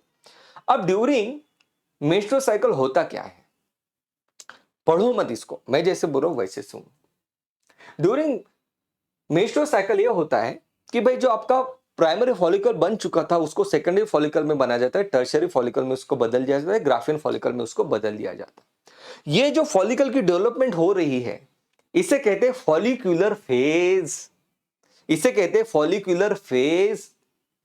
अराउंड 6 डे से लेके 13 डे तक ये फेज चलती है, राइट। ऐसे मान लो आप 1 तारीख से लेके 5 तारीख तक मेंस्ट्रुएशन हो गया, ओके, वो छोड़ दो, उसके बारे में बाद में बात करेंगे। अब 6ठी तारीख आ गई उस महीने की, सो 6 तारीख से लेके 13 तारीख तक फॉलिकल डेवलप हो जाएंगे, ओके। ओके भाई साहब, जिसे हम कहेंगे फॉलिक्यूलर फेज, ओके। फिर क्या होगा, अभी हमने देखा था फॉलिकल डेवलप होगा, एंट्रम बड़ा होगा, उस साइड को बाहर निकाल दिया जाएगा, सेकेंडरी साइड बाहर आ चुका है जो कि अरेस्टेड है इन मेटाफेज, अपनी डिवीजन कंप्लीट नहीं कर चुका। तो ये जो बाहर आ चुका है वो होता है अराउंड 14th डे पे, मतलब 14 तारीख को ये हो जाएगा 14 डे पे। और यहाँ पे जो प्रोसेस है उसे हम कहते हैं ओव्यूलेशन, उसे ओव्यूलेशन कहते हैं, ओके। अब भाई ग्राफियन फॉलिकल तो ओवरी के अंदर है, जो oocyte है वो फैलोपियन ट्यूब में आ चुका है।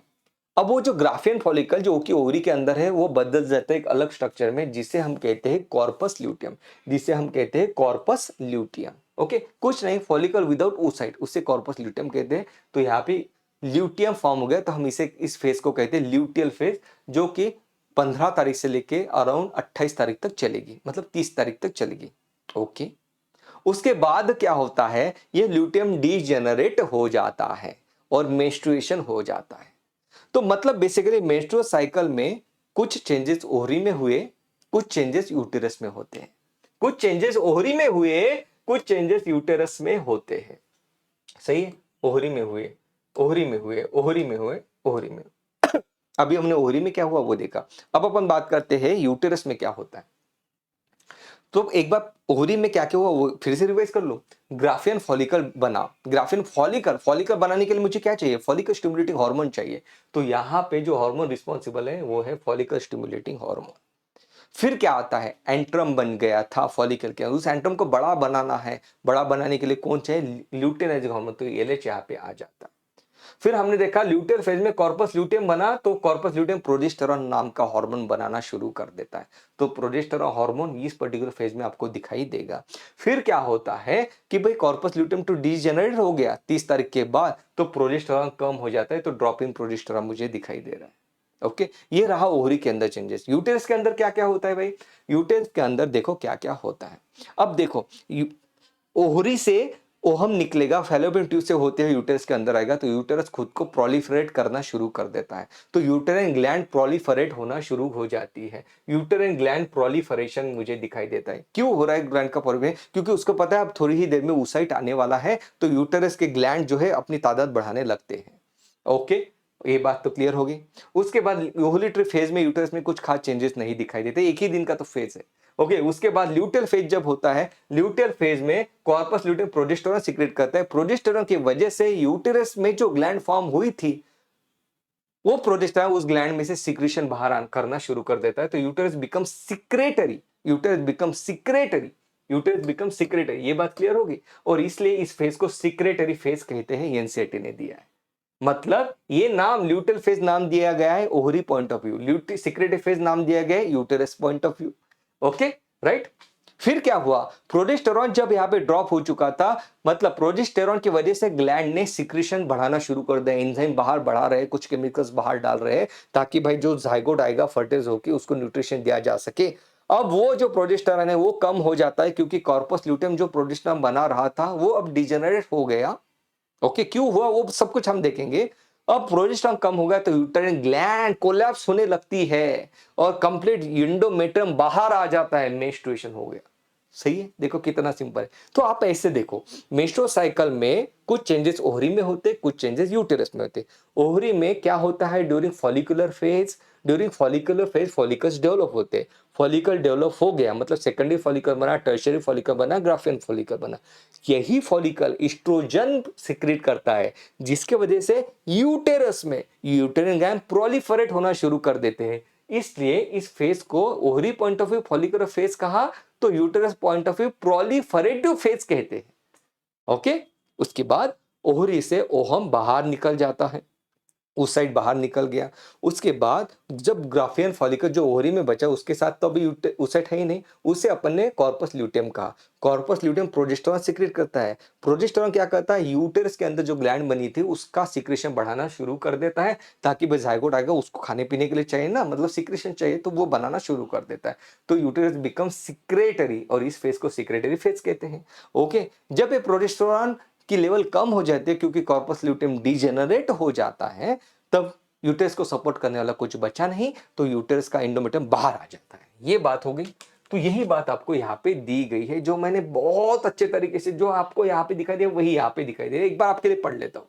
The cycle starts at the menstrual phase, menstruation phase, when the, यहाँ पे अपन फॉलिकुलर फेज से पढ़ना शुरू करेंगे तो ज्यादा अच्छा रहेगा। Okay, now during follicular phase क्या होता है, primary follicle in the ovary grow to become fully mature Graafian follicle. Primary follicle, secondary follicle, tertiary follicle बन चुका है। ओके, साइमल्टेनियसली मतलब उसी के साथ ही साथ यूटेरस में भी कुछ चेंजेस हो रहे हैं, यूटेरस की ग्लैंड प्रोलिफरेट हो रही है।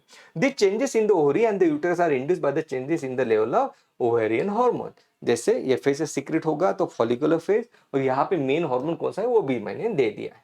ओके ना, अपन अब आगे बढ़ते, बहुत सिंपल है बेटा, एक दो तीन बार पढ़ोगे आराम से याद हो जाएगा ना। यहाँ पे देखो अब क्या हो रहा है, यहाँ पे एनसीईआरटी कहती है कि ये जो एफएसएच है, आजा भाई, ये जो एफएसएच है ये increases gradually during the follicular phase and stimulate the follicular development. Follicle का डेवलपमेंट हो गया। Both FSH and peak level in the middle of the cycle around the 14th day. ध्यान से देखो, ये जो सीक्रेट हो रहा था अब ये बहुत ज्यादा तादाद में बढ़ चुका है, जिसे एलएच सर्च कहते हैं। एलएच सर्च की वजह से एंट्रम जो है एकदम साइज में बढ़ जाता है, जिसकी वजह से ओवुलेशन हो जाता है। So rapid secretion of LH leading to the maximum level during the mid cycle called as LH surge. ये मैं बता रहा था, एलएच सर्ज इसे अपन ने कहा, which induces rupture of a Graafian follicle and thereby releases the ovum, जिसे ovum ovulation हमने कहा। Ovulation it is followed by the luteal phase. Luteal phase में क्या होता है, the remaining part of the Graafian follicle. कौन सा remaining part है, ग्राफियन फॉलिकल में से उस साइड तो बाहर चला गया, तो जो रिमेनिंग पार्ट है उसे कॉर्पस ल्यूटियम कहते हैं। यही corpus luteum secrets large amount of progesterone, ढेर सारा प्रोजेस्टेरॉन सीक्रेट करता है, जो कि क्या करता है, एंडोमेट्रियम ग्लैंड को मेंटेन रखने के लिए, हेल्दी रखने के लिए, वहां से सिक्रेशन बढ़ाने के लिए जरूरी होता है। Such an endometrium necessary for the implantation. अब मेरी बात ध्यान से सुनो, अगर प्रेगनेंसी हुई, during pregnancy all events of the menstrual cycle stops. मतलब क्या होता है, ड्यूरिंग प्रेगनेंसी जो कॉर्पस ल्यूटियम में प्रोजेस्टेरॉन कंटिन्यू बनाते हुए रखेगा, जिसकी वजह से प्रोजेस्टेरॉन की लेवल अच्छी रहेगी, यूटेरस की ग्लैंड सस्टेन रहेगी, मेंस्ट्रुएशन नहीं होगा। लेकिन अगर फर्टिलाइजेशन नहीं हुआ तो कॉर्पस ल्यूटियम डीजेनरेट हो जाता है, कॉर्पस ल्यूटियम डीजेनरेट हो जाता है। In the absence of fertilisation corpus luteum degenerates, this causes disintegration of the endometrium. आप कहोगे कि सर ऐसे कैसे हो गया कि फर्टिलाइजेशन नहीं हुआ तो कॉर्पस ल्यूटियम को कैसे पता चल गया। अगर आपको समझ नहीं है तो एक बात मैं बता दूं, जब प्रेगनेंसी हो जाती है, जाइगोट बन जाता है, तो आगे चल के कोरियनिक विलाई बन जाते हैं, प्लेसेंटा बन जाता है। Placenta human chorionic gonadotropin hormone release करता है, जो कि कॉर्पस ल्यूटियम को बनाए रखता है, जिसकी वजह से प्रोजेस्टेरॉन का सिक्रेशन चलता रहता है, जिसकी वजह से मेंस्ट्रुएशन नहीं होता।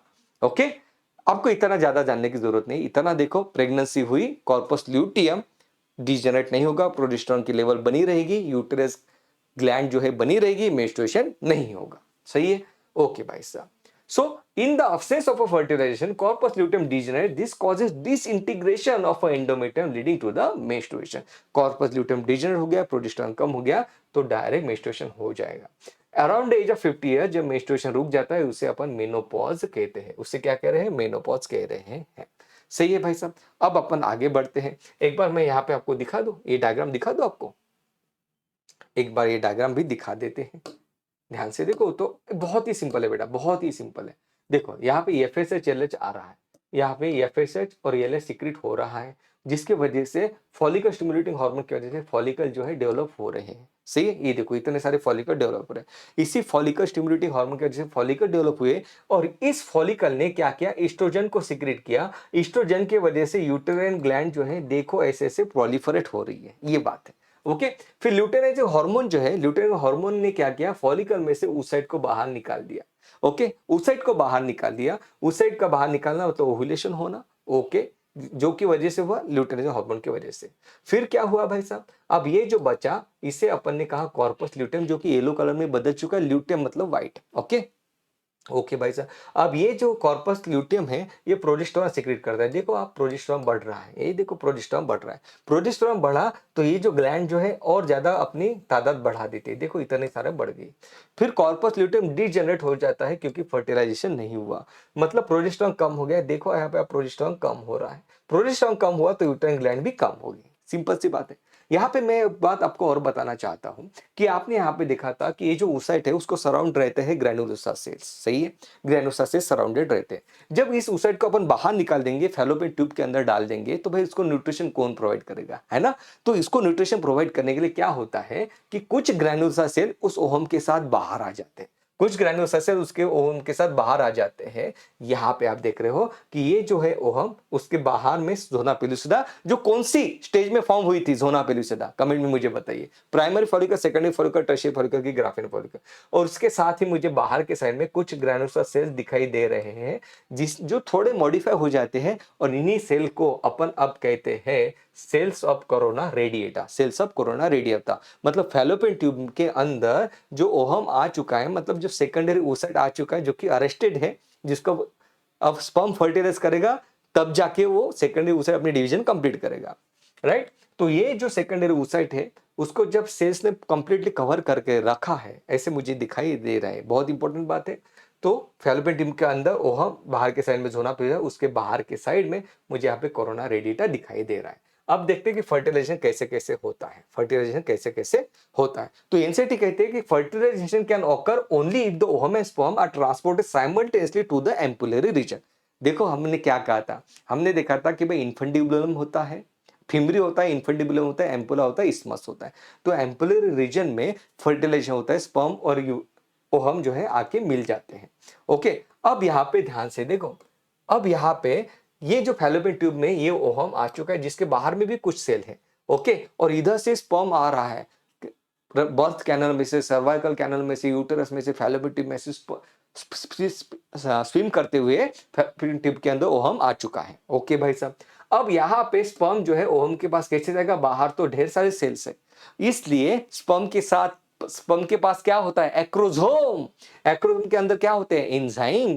तो एंजाइम होते हैं जिसकी वजह से वो क्या करते हैं? एंजाइम यहाँ पे जो सेल है इनको मारना शुरू कर देता है, ये डिजेनरेट होना शुरू हो जाते हैं। तो बहुत इंपॉर्टेंट बात है। ओके, ये डिजेनरेट होना शुरू हो जाते हैं, ये डिजेनरेट होगा, सेल सब ये बाहर, ये जो से जोना पेलुसिडा, ये भी यहाँ पे कांटेक्ट में ये स्पर्म आ जाएगा।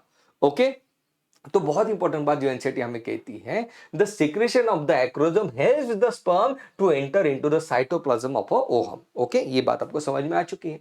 और अब क्या होता है कि जैसे स्पर्म जोना पेलुसिडा के कांटेक्ट में आ जाता है तो उसमें कुछ बदलाव हो जाते हैं। देखो, a sperms comes in contact with zona pellucida layer of ovum and induces a change in the membrane that block the entry of the additional sperm.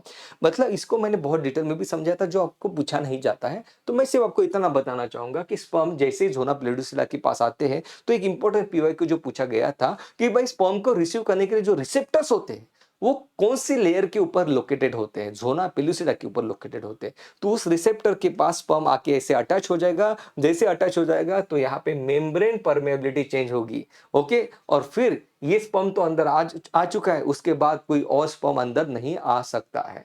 तो ध्यान से देखिए, यहाँ पे ये बात कह रही है एनसीईआरटी की, जैसे स्पर्म ज़ोना पेलुसिडा के कांटेक्ट में आ जाता है तो एडिशनल स्पर्म को अंदर नहीं आने दिया जाता। एडिशनल स्पर्म को अंदर नहीं आने दिया जाता, मतलब पॉलीस्पर्मी को प्रिवेंट किया जाता है। मतलब एक ओहम को सिर्फ एक ही स्पर्म फर्टिलाइज कर सकता है। ये बहुत बहुत बहुत इंपॉर्टेंट बात यहाँ पे एनसीईआरटी के द्वारा की गई है। ओके फाइन भाई साहब, अब अपन आगे बात करते हैं। तो एनसीईआरटी कहती है कि सबसे पहले तो भाई जाइगोट बना, राइट, मेल और फीमेल न्यूक्लियस यहाँ पे कंबाइन हो गए, बन गया जाइगोट। जाइगोट के बाद फिर बनता है मोरूला और फिर बनता है ब्लास्टूला। अब ये क्या चीज है वो भी अपन देखेंगे, मोरूला क्या होता है, ब्लास्टूला क्या होता है वो भी हम देखेंगे। तो यहाँ पे हमने इतना देख लिया कि मोरूला बन गया और फिर बन जाता है ब्लास्टूला। अरे इधर सो ज़ोना पेलुसिडा आ गया और फिर प्लाज्मा, एक मिनट है, कुछ गलत हुआ क्या इधर, है ना? हाँ ये पेज बाद में चाहिए था ना, ओके ओके, ध्यान से देखो, हाँ, ये पेज बाद में। सो ध्यान से देखो, the secretion of the acrosome helps the sperm enter into the cytoplasm of the ovum through the zona pellucida and the plasma membrane. This induces the completion of the meiotic division of the secondary oocyte. ये NCERT ने कहा है कि भाई जब sperm oocyte को fertilise करेगा secondary oocyte को, तभी वो अपनी जो मेटाफेज में जो अरेस्ट था अपनी डिवीजन कंप्लीट कर लेता है। और अब जब जो स्ट्रक्चर बनता है उससे अब हम ओहम कहते हैं। So the second meiotic division is also unequal and result in the formation of second polar body. ये भी हमने देख लिया है कि सेकंड पोलर बॉडी जो है डिजेनरेट हो जाती है। उसके बाद एनसीईआरटी हमें ये कहती है कि फीमेल जो बनी है वो एक्स से बनी हुई है, ओके, एक्स से बनी हुई है, ओके। और मेल को डिटरमाइन करने, मतलब सेक्स को डिटरमाइन करने के लिए जो अलग अलग टाइप के सेल्स होते हैं वो तो स्पर्म्स होते हैं, कुछ स्पर्म के पास एक्स है, कुछ स्पर्म के पास वाई है। मतलब बेबी का जो जेंडर डिटरमाइन करना है वो मेल का काम है। एनसीईआरटी कहते हैं फीमेल को यहाँ पे बेकार में ही जिम्मेदार बताया जा रहा है, ओके। ये बात तो इंपॉर्टेंट बात के ऊपर आ जाते हैं। तो जाइगोट बन गया, यहाँ पे आपका जाइगोट बन गया। अब जाइगोट बनने के बाद क्या होता है ये देखो, oocyte था, फिर जाइगोट बन गया, सेल को डिजेनरेट कर दिया गया। यहाँ पे जैसे ही जाइगोट बन जाता है, it starts undergoing a mitotic division. ये एक जाइगोट्स का जो सेल है वो डिवीजन शुरू कर देता है, देखो माइटोसिस हो रहा है, लेकिन स्पेशल टाइप का माइटोसिस है। कैसे? इसे हम कहते हैं क्लीवेज। क्लीवेज मतलब क्या? ये ऐसा माइटोसिस है जहां पे सेल की साइज जो है ये बढ़ नहीं रही है, सेल की साइज जो है ये कांस्टेंट है, देखो कांस्टेंट है, सिर्फ सेल का नंबर बढ़ रहा है। सो जाइगोट के पास सिंगल सेल था, अब दो सेल बन गए। ये जो सेल बन रहे हैं डॉटर सेल, इनको ब्लास्टोमेर कहते हैं। तो एक ब्लास्टोमेर एक से दो ब्लास्टोमेर बने, दो से चार ब्लास्टोमेर, चार से आठ, आठ से 16 इससे बनते जा रहे हैं, ओके। तो इसे हम क्लीवेज कह रहे हैं, मतलब साइज नहीं बढ़ी, सिर्फ नंबर ऑफ सेल्स बढ़े, ओके। मतलब न्यूक्लियर कंटेंट बढ़ रहा है, साइटोप्लाज्म नहीं बढ़ रहा है। तो ये जो 8 to 16 स्टेज ब्लास्टोमेयर की जो सेल्स की जो स्टेज है इसे हम मोरूला कहते हैं। तो सबसे पहले मुझे यहाँ पे जाइगोट दिखाई दिया, ये रहा जाइगोट। जाइगोट के बाद मुझे 16 सेल स्टेज एक दिखाई दे रहा है जिसे अपन कह रहे हैं मोरूला, ओके। अब मेरी बात ध्यान से सुनना मेरे दोस्त, क्योंकि मोरूला के बाद कुछ तो यहाँ पे होने वाला है, ओके। मोरूला के बाद कुछ तो यहाँ पे होने वाला है, देखो ध्यान से। हाँ, अब यहाँ पे ये जो सेल है डिवाइड करना शुरू करते रहे, मतलब शुरू रहते ही इनका। अब यहाँ पे जो नया स्ट्रक्चर बनता है उसमें क्या हो रहा है, ये जो मोरूला था उसके अंदर यहाँ पे क्या हो रहा है, एक कैविटी बनती हुई मुझे दिखाई दे रही है, ओके। कैविटी बनती हुई मुझे दिखाई दे रही है और इस स्ट्रक्चर को मैं कहता हूँ ब्लास्टोसिस्ट। ब्लास्टोसिस्ट मतलब ब्लास्ट और सिस्टिस मतलब कैविटी, ऐसा स्ट्रक्चर जिसके पास कैविटी है, तो इसे मैंने कहा ब्लास्टोसिस्ट, जो कि मोरूला के बाद बना। ब्लास्टोसिस्ट में क्या है, इसके पास जो आउटर सेल है जो ब्लास्टोमियर ही है, लेकिन आउटर साइड में जो लोकेटेड सेल है उसे मैं कहता हूं ट्रोफोब्लास्ट। उसे मैं क्या कहता हूं, ट्रोफोब्लास्ट, सही है, उसे मैं ट्रोफोब्लास्ट कहता हूं। और इनर के साइड में जो सेल्स यहाँ पे एग्रीगेट हो चुके हैं इसे मैं कहता हूं इनर सेल मास, इसे मैं क्या कहता हूं, इनर सेल मास, ओके। अब ये जो ट्रोफोब्लास्ट है, ट्रोफोब्लास्ट आउटर के साइड में है, मतलब बाहर के साइड में, ऐसे बाहर के साइड में, और यूटेरस यहाँ है, तो यूटेरस के साथ कौन कांटेक्ट में आएगा? ट्रोफोब्लास्ट कांटेक्ट में आएगा, ट्रोफोब्लास्ट कांटेक्ट में आएगा। यही ट्रोफोब्लास्ट यूटेरस के साथ कनेक्शन बनेगा through the chorionic villi, through the process called as chorionic villi. ये जो ट्रोफोब्लास्ट है, ट्रोफोब्लास्ट ऐसे फिंगर लाइक पोजीशन बना देता है, यूटेरस के अंदर ऐसे घुस जाता है, जिसे मैं कहता हूँ कोरियोनिक विलाय। तो इसे ही, इस प्रोसेस को इम्प्लांटेशन कहते हैं। तो इम्प्लांटेशन कौन से फेज में हुआ? जाइगोट में हुआ? नहीं। मोरुला में हुआ? नहीं। ब्लास्टुला स्टेज में इम्प्लांटेशन होता है। इम्प्लांटेशन मतलब क्या? ये जो फर्टिलाइज एग है वो यूटेरस के अंदर, यूटेरस के साथ समा जाना, क्योंकि अब यूटेरस उसको न्यूट्रिशन देगा। अब बेबी फॉर्म होगा तो कंटिन्यू यूटेरस मतलब फीमेल ही उसको न्यूट्रिशन देगी। तो यहाँ पे ट्रोफोब्लास्ट ने कोरियोनिक विलाय बना। और जो अंदर के साइड में जो सेल है, जिसे इनर सेल मास कहते हैं, इस इनर सेल मास के पास स्पेशल टाइप के सेल होते हैं जिसे स्टेम सेल्स कहते हैं। ये एनसीईआरटी ने ही दिया है। और इसी स्टेम सेल से एक्टोडर्म, मेसोडर्म, एंडोडर्म अलग अलग टाइप की जर्म लेयर्स बनती है और एम्ब्रियो बन जाता है। तो मैंने क्या देखा? जाइगोट बना, जाइगोट के अंदर माइटोसिस हुई, स्पेशल टाइप का डिवीजन जिसे क्लीवेज कहा। ओके, क्लीवेज बना तो एक सेल से दो सेल बने, जो नंबर ऑफ डॉटर सेल बन रहे उसे ब्लास्टोमेर कहते हैं। एक से दो, दो से चार, चार से आठ, आठ से 16 बने। जब 16 स्टेज का बन गया था यहाँ पे स्ट्रक्चर, जिसे मैंने मोरुला कहा। मोरुला और जाइगोट की साइज सेम होगी? बिल्कुल सेम होगी। ओके, फिर आ जाता है यहाँ पे ब्लास्टुला। इसी मोरुला के अंदर पानी भर जाता है, जिसे मैंने कहा ब्लास्टोसिस्ट। ओके, ब्लास्टोसिस्ट बना तो आउटर लेयर को मैंने ट्रोफोब्लास्ट कहा, इनर लेयर को मैंने इनर सेल मास कहा। और इस तरीके से यहाँ पे बन जाता है इनर सेल मास। ओके, अब देखते हैं आगे। तो जाइगोट बना, मोरुला बना, ब्लास्टुला बना। ब्लास्टुला 8 to 16 स्टेज लेयर थी, और यहाँ पे ब्लास्टुला जो था इम्प्लांटेशन यहाँ पे हुआ था। अभी हमने यहाँ पे ये भी देखा, after implantation finger like position appear on the trophoblast called as chorionic villi. Okay, और chorionic villi and uterus tissue becomes integrated with each other and jointly form the structure and functional unit between the embryo fetus and the maternal body। तो यहाँ पे NCERT हमें ये कह रही है कि कोरियोनिक विलाय और यूटेरस दोनों इंटीग्रेट हो जाते हैं, एक नया स्ट्रक्चर यहाँ पे बन जाता है, जिसे अपन प्लेसेंटा कहते हैं। मतलब baby, placenta, mother, right. Placenta एक बीच वाला ऑर्गन, एज अ बीच वाला ऑर्गन काम करता है, जो मतलब मदर से न्यूट्रिशन लेगा, बेबी को देगा, बेबी से वेस्ट लेगा, मदर को दे देगा, इस तरीके से। ओके, प्लेसेंटा के बहुत सारे फंक्शन है। Placenta act as a endocrine tissue. अब यहाँ पे मैंने सब कुछ लिख लिया है आपके लिए खास। तो प्लेसेंटा क्या करता है? देखो, प्लेसेंटा ह्यूमन कोरियोनिक गोनेडोट्रोपिन नाम का हार्मोन सीक्रेट करता है। अगर आपको इस बात समझ में आ गई, थोड़ा डिटेल में जाऊंगा, एक ही सेंटेंस बोलूंगा कि यही ह्यूमन कोरियोनिक गोनेडोट्रोपिन है जो कॉर्पस ल्यूटियम को डीजेनरेट नहीं होने देता। इसलिए हम कहते हैं कि in pregnancy corpus luteum degenerate नहीं होता है। क्यों नहीं होता है? क्योंकि प्लेसेंटा इधर से ह्यूमन कोरियोनिक गोनेडोट्रोपिन रिलीज करता है, तो कॉर्पस ल्यूटियम बना रहता है। और कॉर्पस ल्यूटियम बना रहेगा तो प्रोजेस्टेरोन बना रहेगा, मतलब मेंस्ट्रुएशन नहीं होगा ड्यूरिंग प्रेगनेंसी। समझ में आया तो ठीक है, नहीं तो ठीक है। प्लेसेंटा 3 टाइप के हार्मोन रिलीज करते हैं, एचसीजी, एचपीआर, ईस्ट्रोजन, साथ में प्रोजेस्टेरोन भी। ओके, कुछ हार्मोन्स होते हैं जो सिर्फ ड्यूरिंग प्रेगनेंसी ही मुझे दिखाई देते हैं। कौन से? Human chorionic gonadotropin. क्योंकि प्लेसेंटा ड्यूरिंग प्रेगनेंसी बन रहा है ना, तो प्लेसेंटा के हार्मोन ड्यूरिंग प्रेगनेंसी ही दिखाई देंगे। ह्यूमन कोरियोनिक गोनाडोट्रोपिन हार्मोन और एचपीएल हार्मोन। साथ ही और एक हार्मोन है जो कि ओवरी रिलीज करते हैं, रिलैक्सिन हार्मोन। ये ऐसे नहीं दिया है, जो सिर्फ ड्यूरिंग प्रेगनेंसी सीक्रेट होता है, जिसका काम है यूटरस को रिलैक्स रखना। ओके, नाउ और एक हार्मोन है, मतलब और कुछ हार्मोन है जो ड्यूरिंग प्रेगनेंसी बढ़ना शुरू हो जाते हैं। क्यों? ड्यूरिंग प्रेगनेंसी, भाई देखो, एक ही बॉडी के अंदर अब दूसरी बॉडी आ चुकी है, मतलब मदर के बॉडी के अंदर और एक बॉडी आ चुकी है बेबी की।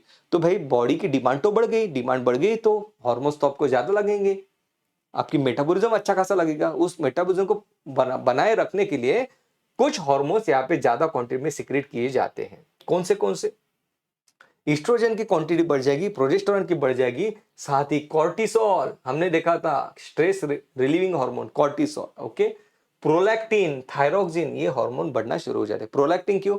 ताकि भाई अभी से, मतलब मदर प्रेग्नेंट होगी तो मेमोरी ग्लैंड के ऊपर प्रोलैक्टिन जाके काम करेगा, मिल्क का प्रोडक्शन बनाने की तैयारी अभी अभी शुरू हो गई है, अल्वियोलाई की क्वांटिटी बढ़ जाएगी। थायरोक्सिन हार्मोन, थायराइड और बेसल मेटाबॉलिक रेट बॉडी का बढ़ा देता है। ओके, मतलब बॉडी के अंदर और एक बॉडी आ चुकी है तो भाई कोप अप करना चाहिए, इसलिए कॉर्टिसोल, थायरोक्सिन हार्मोन बढ़ जाता है। कुछ ऐसे हार्मोन्स है जो भाई बेबी के डिलीवरी के लिए जरूरी है, उसके बारे में भी अपन बात करेंगे। पहले मैं आगे पढ़ लेता हूं। तो जो यहाँ पे दिया है ना बेटा, जो पैराग्राफ में दिया है वही सब यहाँ पे लिख लिया है खास आपके लिए। ओके, ना ये सेकंड पेज अपन ने ले लिया था। तो एनसीईआरटी यहाँ पे कहती है कि जो हमने अभी देखा कि इनर सेल मास से एक्टोडर्म बना, मेंडोडर्म बना, मेसोडर्म बना, कुछ यहाँ पे स्पेशल टाइप के सेल्स होते हैं stem cell inner cell mass के पास, जिसकी वजह से एम्ब्रियो बन जाता है।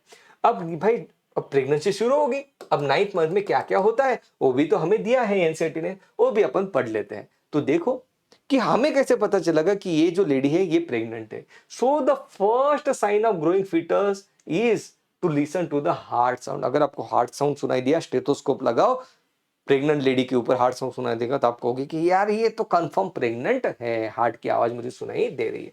तो यहाँ पे एनसीईआरटी हमें बता रही है by the end of the second month of pregnancy, 1 महीने में 4 वीक, सेकंड मतलब 8 वीक के बाद, bye the end of a second month of pregnancy baby के पास 2 लिम्ब 2 डिजिट। इसकी मैंने ट्रिक बताई थी, सेकंड मंथ मतलब 2 लिम्ब 2 डिजिट, ओके, 2 लिम्ब और दो हाथ 2 पैर यहाँ पे शुरू हो जाते हैं आना।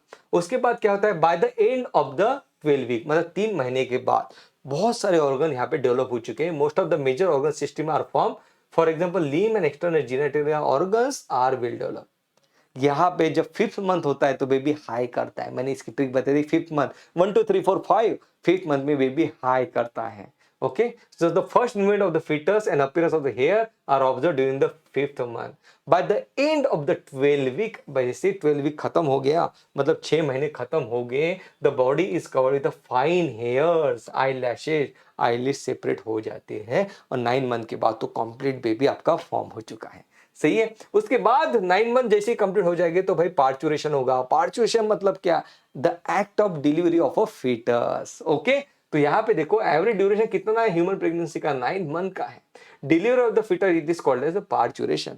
अब कैसे पता चलेगा बॉडी को कि भाई मतलब पार्चुरेशन क्यों होता है, बेबी बाहर क्यों आ जाता है, तो एनसीईआरटी कहती है यहाँ पे the signal for the parturition originate from the fully developed foetus and the placenta.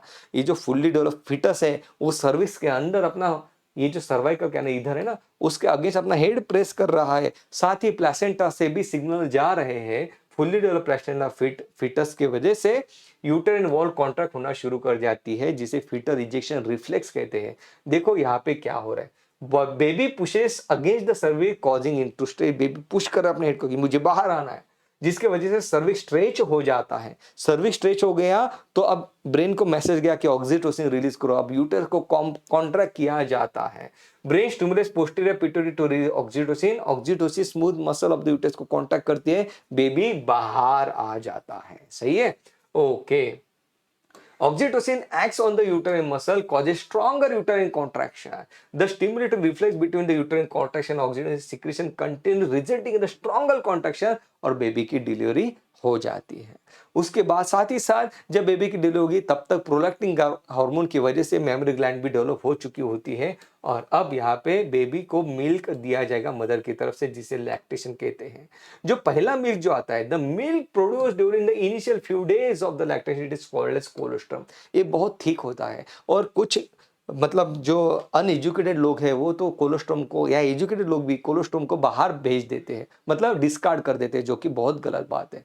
Initial stage में जो मेमोरी ग्लैंड से जो मिल्क बाहर आता है वो थिक होता है, जिसे कोलोस्ट्रम कहते हैं, जिसमें ढेर सारे एंटीबॉडीज होते हैं, पर्टिकुलर GA एंटीबॉडी होती है, okay, which contain several antibody absolutely necessary for the resistance of a newborn baby. क्या कोई मुझे बता सकता है कि this is a form of active immunity या पैसिव इम्यूनिटी? कोलोस्ट्रम से मतलब जो बेबी को जो इम्यूनिटी प्रोवाइड की जा रही है, दैट इज एक्टिव इम्यूनिटी या पैसिव इम्यूनिटी? अगर आपको पता है तो मुझे कमेंट सेक्शन में बताना। इसके साथ अपना ये चैप्टर कंप्लीट होता है। That was all about this session. कुछ भी डाउट हो कमेंट सेक्शन में पूछना। अगर वीडियो अच्छा लगे तो वीडियो को लाइक और चैनल को सब्सक्राइब जरूर जरूर करना। That was all about this session. बेटा टेक केयर, बाय बाय, मस्त रहो, स्वस्थ रहो।